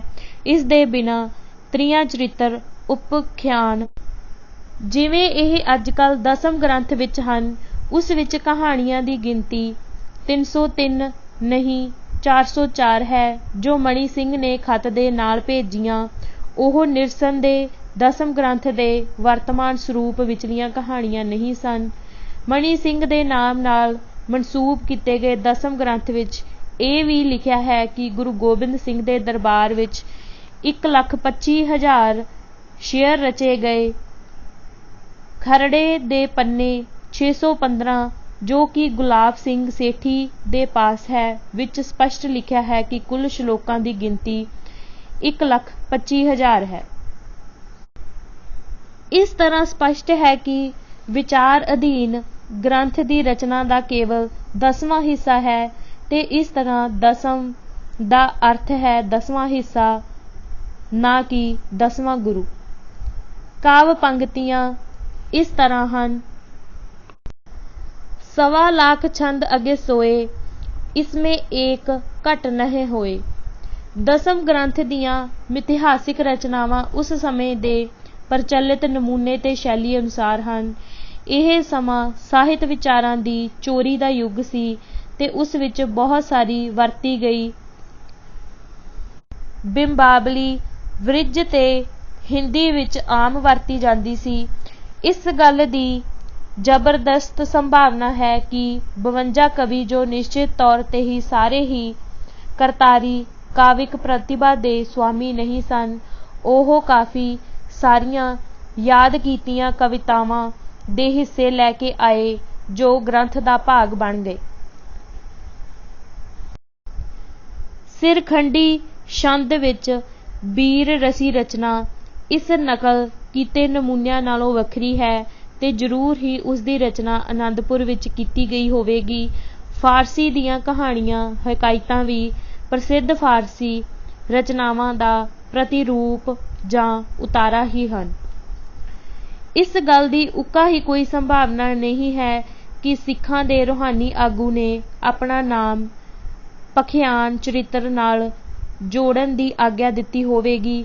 ਦਸਮ ਗ੍ਰੰਥ ਦੇ ਵਿੱਚ ਮਿਲਦੇ ਸਭ ਕਾਮ ਚੇਸ਼ਟਾ ਨਾਲ ਭਰਪੂਰ ਅੰਸ਼ ਉਸ ਦੇ ਉੱਤਮ ਚਰਿੱਤਰ ਤੇ ਉਸ ਦੇ ਯੋਧਿਆਂ ਵਾਲੀ ਕਰੜੀ ਘਾਲਣਾ ਤੇ ਸਾਦਗੀ ਵਾਲੇ ਜੀਵਨ ਨਾਲ ਮੇਲ ਨਹੀਂ ਖਾਂਦੇ। ਇਹੋ ਸਿੱਟਾ ਨਿਕਲਦਾ ਹੈ ਕਿ ਦਸਮ ਗ੍ਰੰਥ ਦੀ ਬਹੁਤੀ ਰਚਨਾ ਗੁਰੂ ਗੋਬਿੰਦ ਸਿੰਘ ਦੀ ਨਹੀਂ ਹੈ, ਸਗੋਂ ਉਸ ਦੇ ਦਰਬਾਰੀ ਕਵੀਆਂ ਦੀ ਰਚਨਾ ਹੈ। ਕੇਵਲ ਉਹ ਭਾਗ ਹੀ ਨਿਸ਼ਚੇ ਨਾਲ ਗੁਰੂ ਜੀ ਨਾਲ ਜੋੜੇ ਜਾ ਸਕਦੇ ਹਨ ਜਿਹੜੇ ਉਹਨਾਂ ਨੇ ਆਪਣੇ ਜੀਵਨ ਕਾਲ ਵਿੱਚ ਆਪਣੇ ਪੈਰੋਕਾਰਾਂ ਨੂੰ ਅਰਦਾਸ ਦਾ ਭਾਗ ਬਣਾ ਕੇ ਅੰਮ੍ਰਿਤ ਛਕਾਉਣ ਵੇਲੇ ਤੇ ਹੋਰ ਨਿਤਨੇਮ ਦੀ ਮਰਿਆਦਾ ਨਿਭਾਉਣ ਸਮੇਂ ਪੜ੍ਹਨ ਦਾ ਹੁਕਮ ਦਿੱਤਾ। ਉਹਨਾਂ ਦੀ ਦੂਸਰੀਆਂ ਰਚਨਾਵਾਂ ਰਚਨ ਵਿੱਚ ਵੀ ਭਾਵੇਂ ਕੋਈ ਭੂਮਿਕਾ ਹੋਵੇ, ਪਰੰਤੂ ਕੋਈ ਦੋ ਟੁਕ ਫੈਸਲਾ ਘਾਤਕ ਹੋਵੇਗਾ। ਭਾਸ਼ਾ ਤੇ ਸਾਹਿਤਿਕ ਵਿਸ਼ੇਸ਼ਤਾ। ਦਸਮ ਗ੍ਰੰਥ ਦੀ ਭਾਸ਼ਾ ਬ੍ਰਿਜ ਹੈ ਤੇ ਇੱਕ ਪਾਸੇ ਉਹ ਸੰਸਕ੍ਰਿਤ ਨਾਲ ਜਾ ਮਿਲਦੀ ਹੈ ਤੇ ਕਈ ਥਾਈਂ ਗੱਲਬਾਤ ਵਿੱਚ ਵਰਤੀ ਜਾਂਦੀ ਭਾਵ ਲੌਕਿਕ ਹਿੰਦੀ ਹੈ।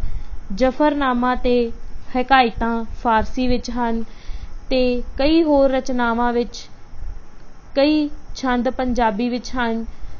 ਰਚਨਕਾਰਾਂ ਨੇ ਨਾ ਕੇਵਲ ਗਲਗਟ ਭਾਸ਼ਾ ਦੀ ਵਰਤੋਂ ਕੀਤੀ ਸੀ, ਪਰੰਤੂ ਉਹਨਾਂ ਨੇ ਅਰਧ ਸੰਸਕ੍ਰਿਤ ਦੇ ਅਰਧ ਫਾਰਸੀ ਸ਼ਬਦ ਵੀ ਘੜੇ।